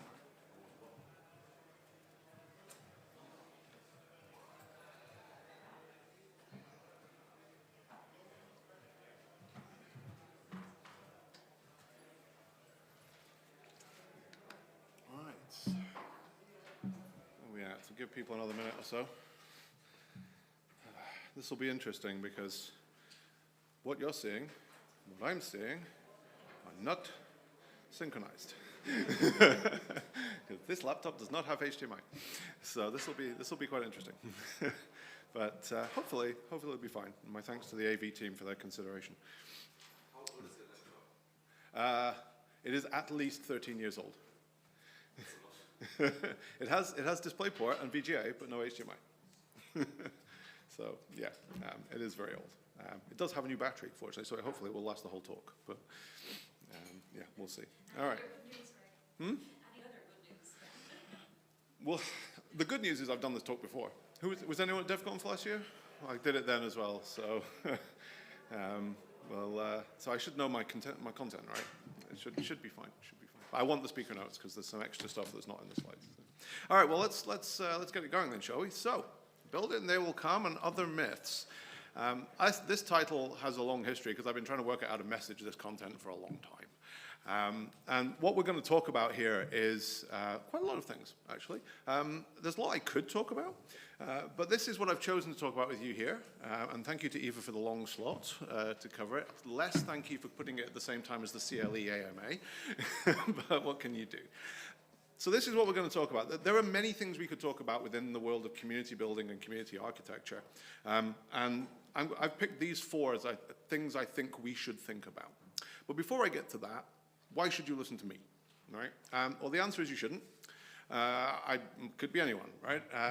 Who am I? I am a long-time Red Hat employee. I have been a community architect for about the last 10 years with Satellite, with Ansible, with a bunch of other things. But I just recently joined Fedora on the CLE team, so I'm now back to being a sysadmin. Anyone. The point I want to make is that we have enough anecdote in the community building world. There are any number of books and blogs and essays that you can go and read on what worked for me. And that's good. There are talks at this very conference of that nature, and they are good too. That stuff matters. We should absolutely listen and learn from each other. But at some point we have to say, what do we know from research? What do we actually know from having done experiments and done investigations into how communities work? And so that's what I want to talk to you about. That's what I want to understand and to try and pass that message on, that actually there are things we know, there are things we have studied. Some of my examples are older than you might think, and we can use them. We can use them to design our communities. We can be much more upfront about how we build our communities, about the choices that we make as community architects, as community leaders, whether that's at the top of the project with Jeff or at any point further down or some other project that you're involved in. There are things we can use, there are choices we can make, and we can be much more explicit about how we do that. So let's get into it then, and we'll start with the title slide. Build it and they will come. No, they won't. It turns out to be much, much, much more complicated than that. Let me demonstrate. Someone give me a number. 3. Thank you. That took about 3 seconds, and that was because there's not very many people in the room. You do it in a bigger room, it takes longer. And if I said, Kevin, give me a number. 17. See, that was 2 seconds. That was quicker. Now, why am I doing this? Well, you can probably guess, right? So I've got the example here of I want to get something done in my community, right? How do I go about getting it done? Well, there's been research, it turns out. And I have to press the button on both laptop and on this as well.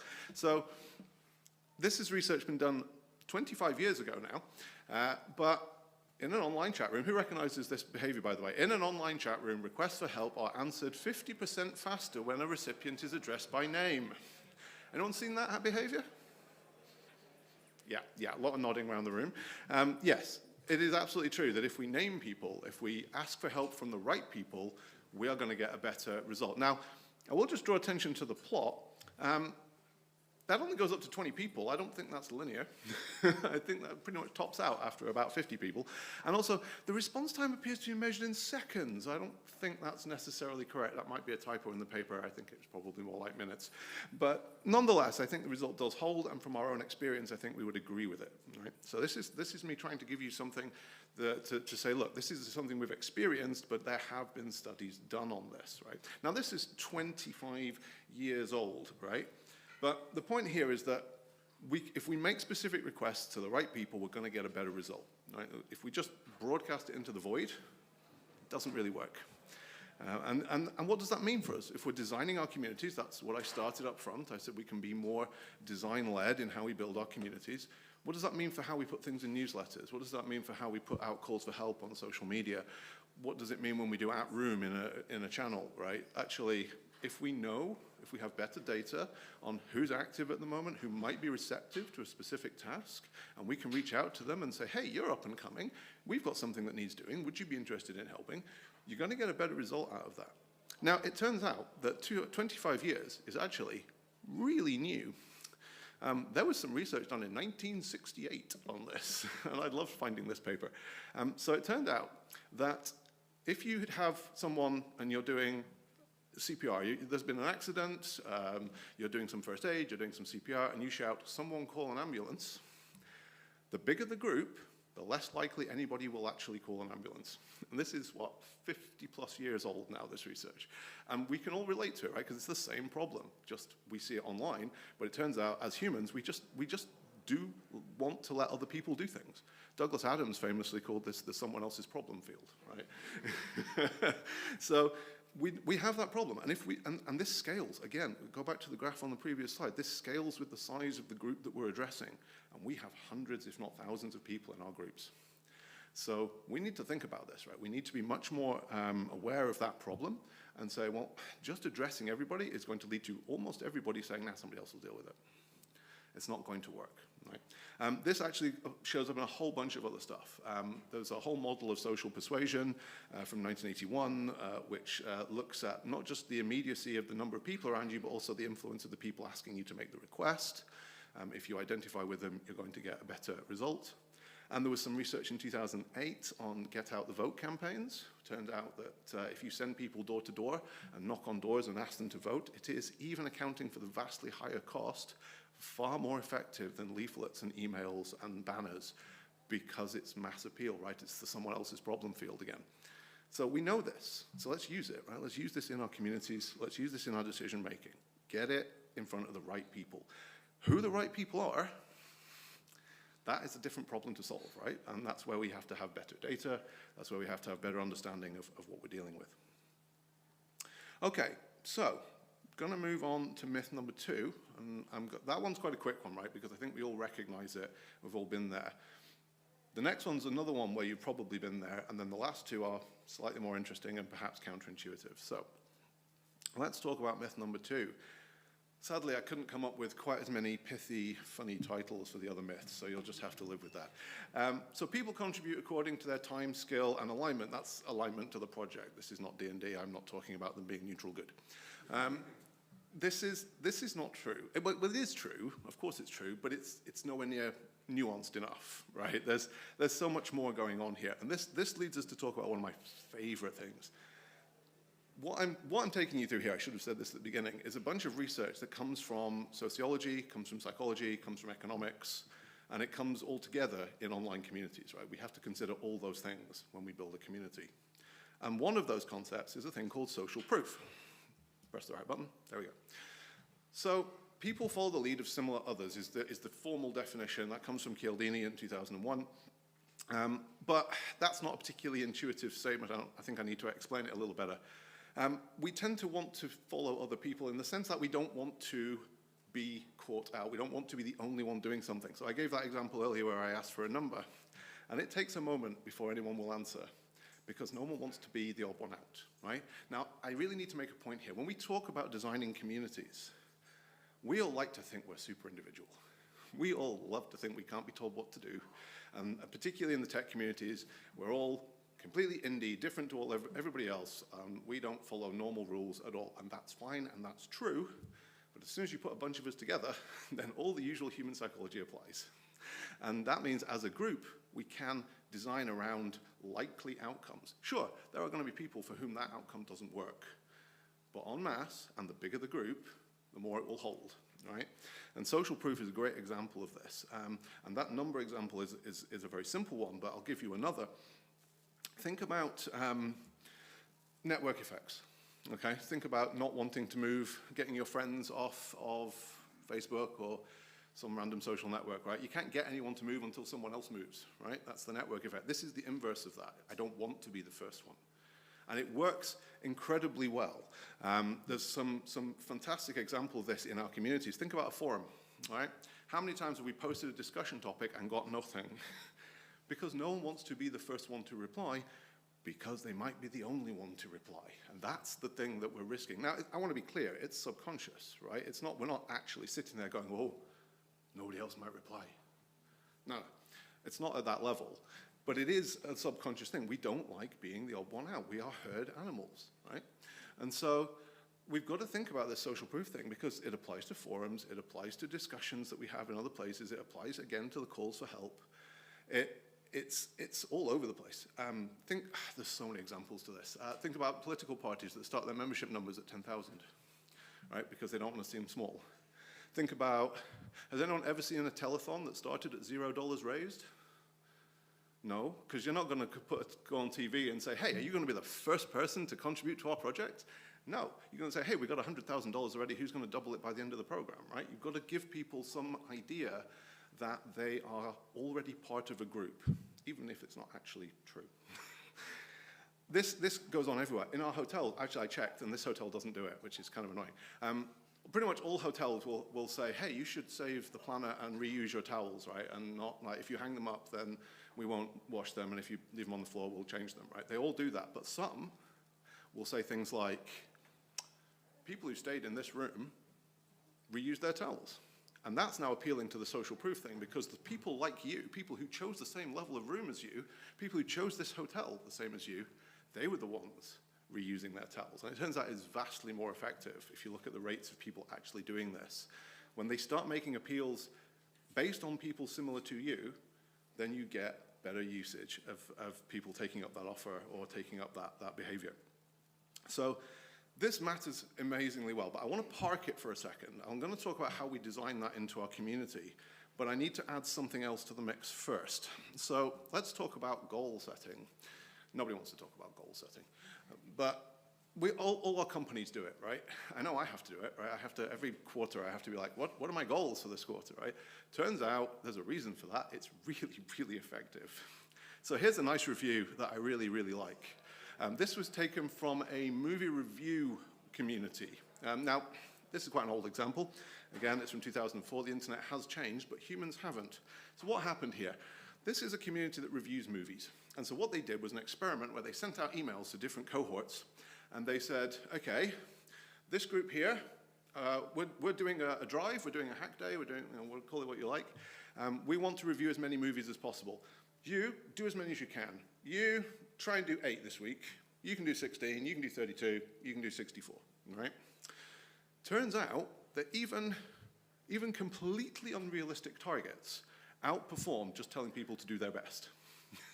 I mean, 64 movies in a week, no chance, right? And of course it isn't the highest, but I find it incredible that 32 did the highest. They didn't get to 32, of course they didn't. That's still a heck of a lot of movies to watch in a week. But they did manage to do a lot more than all the other groups. And this has been shown again and again that picking targets and trying to get people to go for them really matters. But here's the thing, we don't do it, right? We don't do it in our communities. So if goals are more effective, and you also need progress, right? You also need to understand how you're doing on your goals. It's not just enough to set a goal, you have to know if you're getting anywhere near it. And I will take issue here. I have no idea how we're doing on Fedora's contributor strategy. I don't know if we're going to double it by 2028. I don't know what the progress is. So how are we doing? It's important to be able to measure that stuff, right? So let me get back to what I promised then. Let's talk about the design claims here. If we're going to do a hack day, if we're going to do a test day, and we're now aware of things like social proof and goal setting, let's use it. Let's set a goal. This is how many bugs we want to get done, right? It can be unrealistic, it's fine. But also, don't start from 0. Don't lie, don't make stuff up. But how many did we do last week? Right? That could be a good baseline to say, this is how many we've done in a week, how many can we get done in a test day? And give the feedback, give the progress. Where's the progress bar? Where's the bot that says, hey, this many bugs have been closed so far this day? We don't have any of that, and it would make these things far more effective if we did. So that's design claim number 2. Yes, people will have time and availability, but you also need to set them up for success, right? You need to be able to say, this is the deadline, this is the goal, this is the progress. Okay, so I am running way ahead of time, but that's fine because, I mean, this happens all the time. This goes back to the fundraisers and the telethons and things, right? You've always got that thermometer thing going on that's raising as they get more money and so on. It works, it really does work, and we should be using it. We can be good hackers. It's an hour session. It's not 10 minutes. Okay, so number 3, enforcing conduct scales with behavior frequency. What do I mean by that? So this is my example of something that is counterintuitive, and I definitely got this wrong when I was running previous communities. Let me explain what I mean here. If something bad is happening, we should do more things about it if it's getting worse, is basically the statement here, that the more prevalent the behavior, the harder we should come down on it, is basically the myth here. And that's counterintuitive, right? You absolutely feel like you should be harsher about things. And I'll explain why. Okay, so first of all, I need to defend something important. Codes of conduct really matter. Now, this is not as controversial a statement as it once was a few years ago. I think we've largely dealt with that, and Fedora certainly has that sorted. But it is important because it turns out that if you look at justice theory, if you look at these studies, it matters. Research on fairness suggests that online community members are more satisfied with moderation decisions if they know how they got there, if it wasn't just completely arbitrary, right? And it's even better if they had a chance to join in with creating that code of conduct and those rules and those processes, right? Now difficult, and sometimes it takes the time of moderators or even authorities. It's not always practical, but largely, if you can build that code of conduct together, you're going to get more compliance with it, and that might head off this whole discussion that we're about to have. So that's important to know first. But I said the target of this myth was about bad behavior. So what do we do about bad behavior? How do we enforce a code of conduct? So to answer this one, I need to talk about descriptive norms. Descriptive norms are the things we pick up from around us. Right? We learn these behaviors. How many people have joined a chat room and said nothing for 2 days while they see how the room gets used? Yeah, loads of hands. This is why I like history, basically, in Slack, Matrix, Discord, whatever. The fact you have history skips that whole 2-day waiting period, right? Because you can look. That is the process of discovering the norms of the room, right? That is what you're doing subconsciously. You're figuring out how people use it so that you don't stand out. We're back to social proof again, right? You don't want to use the room wrong. And so these descriptive norms describe behavior. However, they can also describe the behavior that's not happening, right? So a good example of that is, certainly in the UK, where I live, people speeding on the motorway, right? The descriptive norm there is that everybody does it. And that's a difficult thing to combat, right? But that is what you learn as a driver, is that everybody is doing this. So what does that mean here? What it means is that if you can learn norms in either direction, if you can learn the good norms and the bad norms, if you draw attention to norms, you can accidentally reinforce the other one. So if it's super prevalent behavior, and you make a big deal about it, then what you actually end up doing, in some cases, is drawing attention to the fact that everybody is doing this. And that makes the problem worse. And there has actually been some studies on this. So this one's from 1991. And what they did is super interesting. They took 2 different patches of ground, and they did a control in each. And what they did was they looked at littering. So you have a nice area, nice park. It's clean, it's pretty, it's got nice flowers, borders, benches. And you've got a patch that's considerably less nice and covered in litter. They paid actors to do littering in front of the public, just throw stuff out. And then they looked at what happened to the public afterwards and to see what their rates of littering were once they'd been their attention had been drawn to the norms, essentially, right? So in the clean area, you can see that it actually goes down. So the model litters or the model doesn't. The plot is terrible, to be honest. You need to go read the paper. But essentially what happened is in the nice area, drawing attention to the fact that there is no litter here by doing the littering, and people look and go, why are you doing that? It's such a nice area, don't do that. Littering went down for the public, and conversely, in the disused sort of wasteland area, it went up. Because you're drawing attention to the fact that everybody does it. What does that mean for us?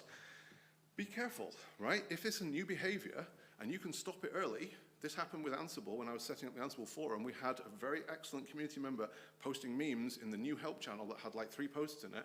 And I'm like, I don't want the norms to be set that memes are acceptable in the help channel. So I immediately made a big deal of moving that to the social section of the forum. These days I wouldn't, because the norm is already there. You can already see that the help channel is not full of that kind of content, and that's not where we do this, right? We have a place for that.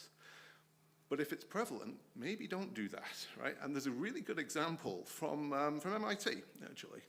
So this is a story from Greg Jackson in 1994, talking about the user account policy, which was basically like this. They would send a message to a problem user saying, you or somebody using your account has been seen doing behavior they shouldn't. If that was not you, please come to us and we will help you reset your account. And if it was you, please don't do it again. And what was interesting was in a large number of cases, the people that came to them were known to be the problem people, and they still came and got their password reset. It gave them a way out. And what was interesting, the theory goes that what was interesting here is it gave them a way to save face, because quite often if you call people on their behavior, they will double down on it. They will do it again because they think, I am allowed to do this, and you are making my life hard. So I'm going to do it again just to prove that I can, right? Now, I'm not saying that you need to always handle that kind of stuff, because if they're breaking the code of conduct in a serious way, you have to deal with it, right? I am not advocating that we should let people off lightly. But if they're in that gray area, that is often the case with misdemeanors and small breakages, maybe give them an out. Give them a way to reset their expectations, but make it clear to them that they are breaking those norms, right? That they are not allowed to do that. But you can do it privately, and that works. So, okay, so that one's the counterintuitive one that I definitely got wrong, because I did in previous communities come down pretty hard on some behaviors, and it probably didn't work as well as I would have liked it to. So, one to think about. The last one is an example of something where you simply don't get everything. You have to choose. So I said at the start we should be intentional about creating our communities. This is a good example of where you can have X or you can have Y, but you can't have both. And it's about new users. New users are annoying. They don't know anything. They have no idea what they're doing. They make terrible, terrible change requests, and they are unfortunately critical to our projects. So we have to do something with them, right? But in a lot of projects, we have initiation rituals, and we have things like this. And to be clear, I have heard in person, not just online, people say all of these things at various times in my history. I disagree with all of them, but turns out I don't entirely get to be right about it, which is annoying. So I've definitely heard all of these. The IRC one annoys me the most, but anyway. These things are barriers to entry, and we create them. Why do we create them? It turns out there's a whole set of theories around this, around cognitive dissonance. The idea basically here is that we think we're rational beings. We're really not, but we think we are. And so if we went through a hard initiation process, if we had to deal with a whole bunch of stuff, think about your fraternity initiation rituals and things like this. We think that that means, because we're rational beings, we went through something horrible, that means it must have value. Otherwise, we wouldn't have done that. Right? And it's subconscious, but that's the process, basically. It's the realignment between the pain we've suffered for the thing we got, therefore it must have more value.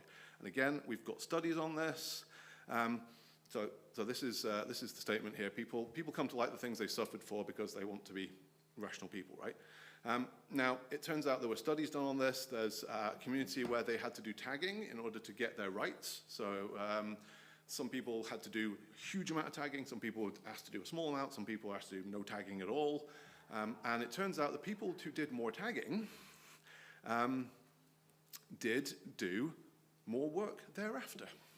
They valued that thing more, and so they came back to the site more often after their initiation was done.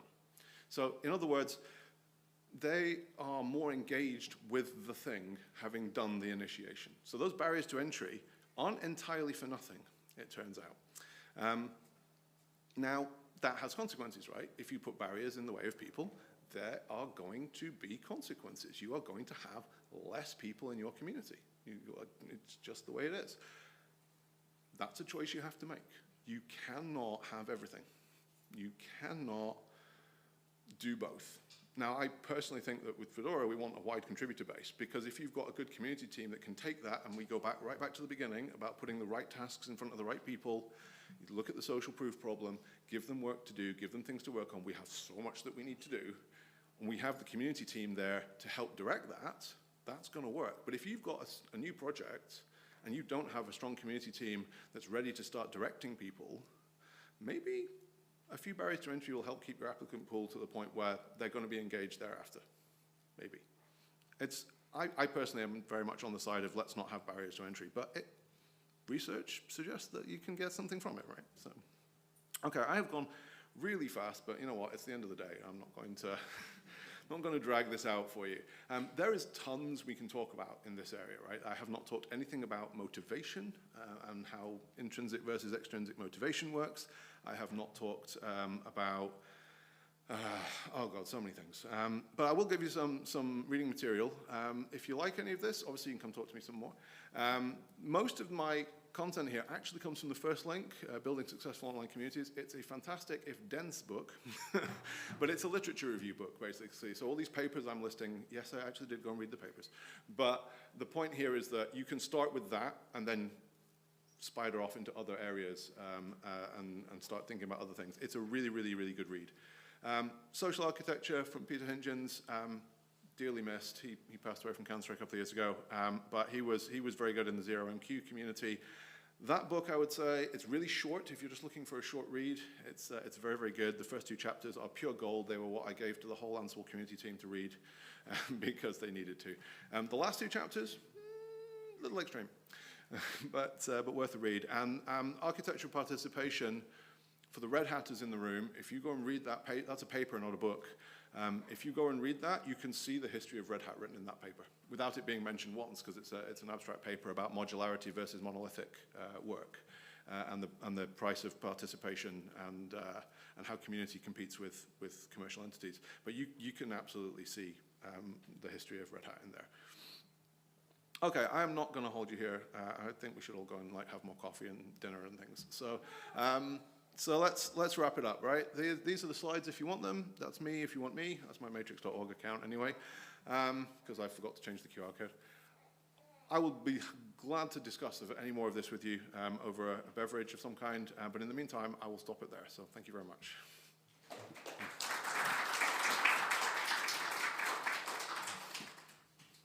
Any question? Well, yeah, thanks. That's a pretty obvious question, I think. But what would you advise the Fedora project to do in the short, medium, or long term? More precisely. That's true. We do still have half an hour. So I think. So I kind of called it out earlier, right?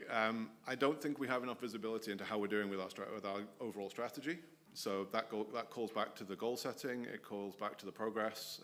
We have an ambitious strategy, good, but how are we doing? I don't know. And I don't know, do any of us know? I don't know that we've even decided how to count it. So that is one thing I would absolutely look at.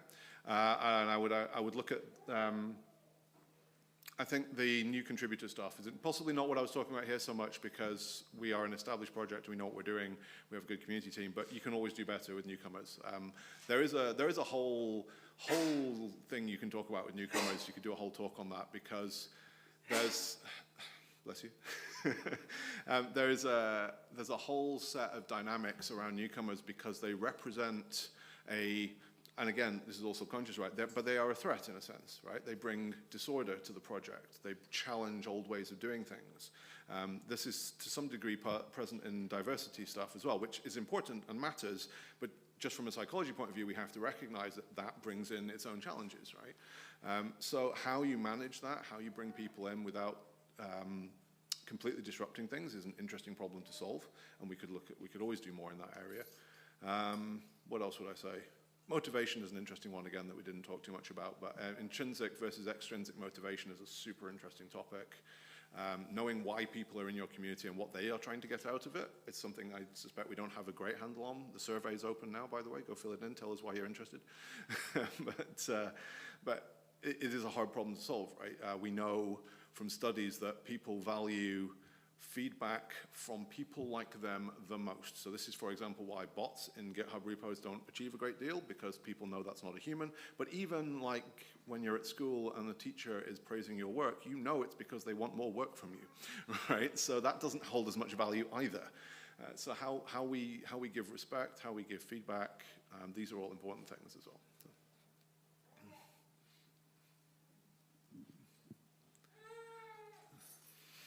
New contributors. Anyone else? Or shall we wrap it there? No question? All right, stunned you all into silence. All right then. In that case, thanks very much. Let's go get dinner.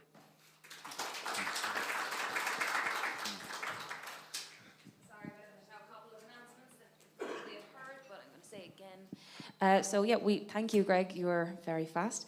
We do still have two sessions underway. If you'd like to gate crash those, just be kind of quiet going in. There's a CLE team Ask Me Anything in the Topaz room, and status of reproducible builds in Fedora. I'm not going to try and pronounce Zizek's full name. He's in one of the rooms next door as well, so feel free to go in, just maybe quietly. Also, we have the Candy Swap, 8 p.m. tonight. Limited availability. We will be posting into the Flock to Fedora channel if it's starting to fill up and you're in danger of not getting a seat.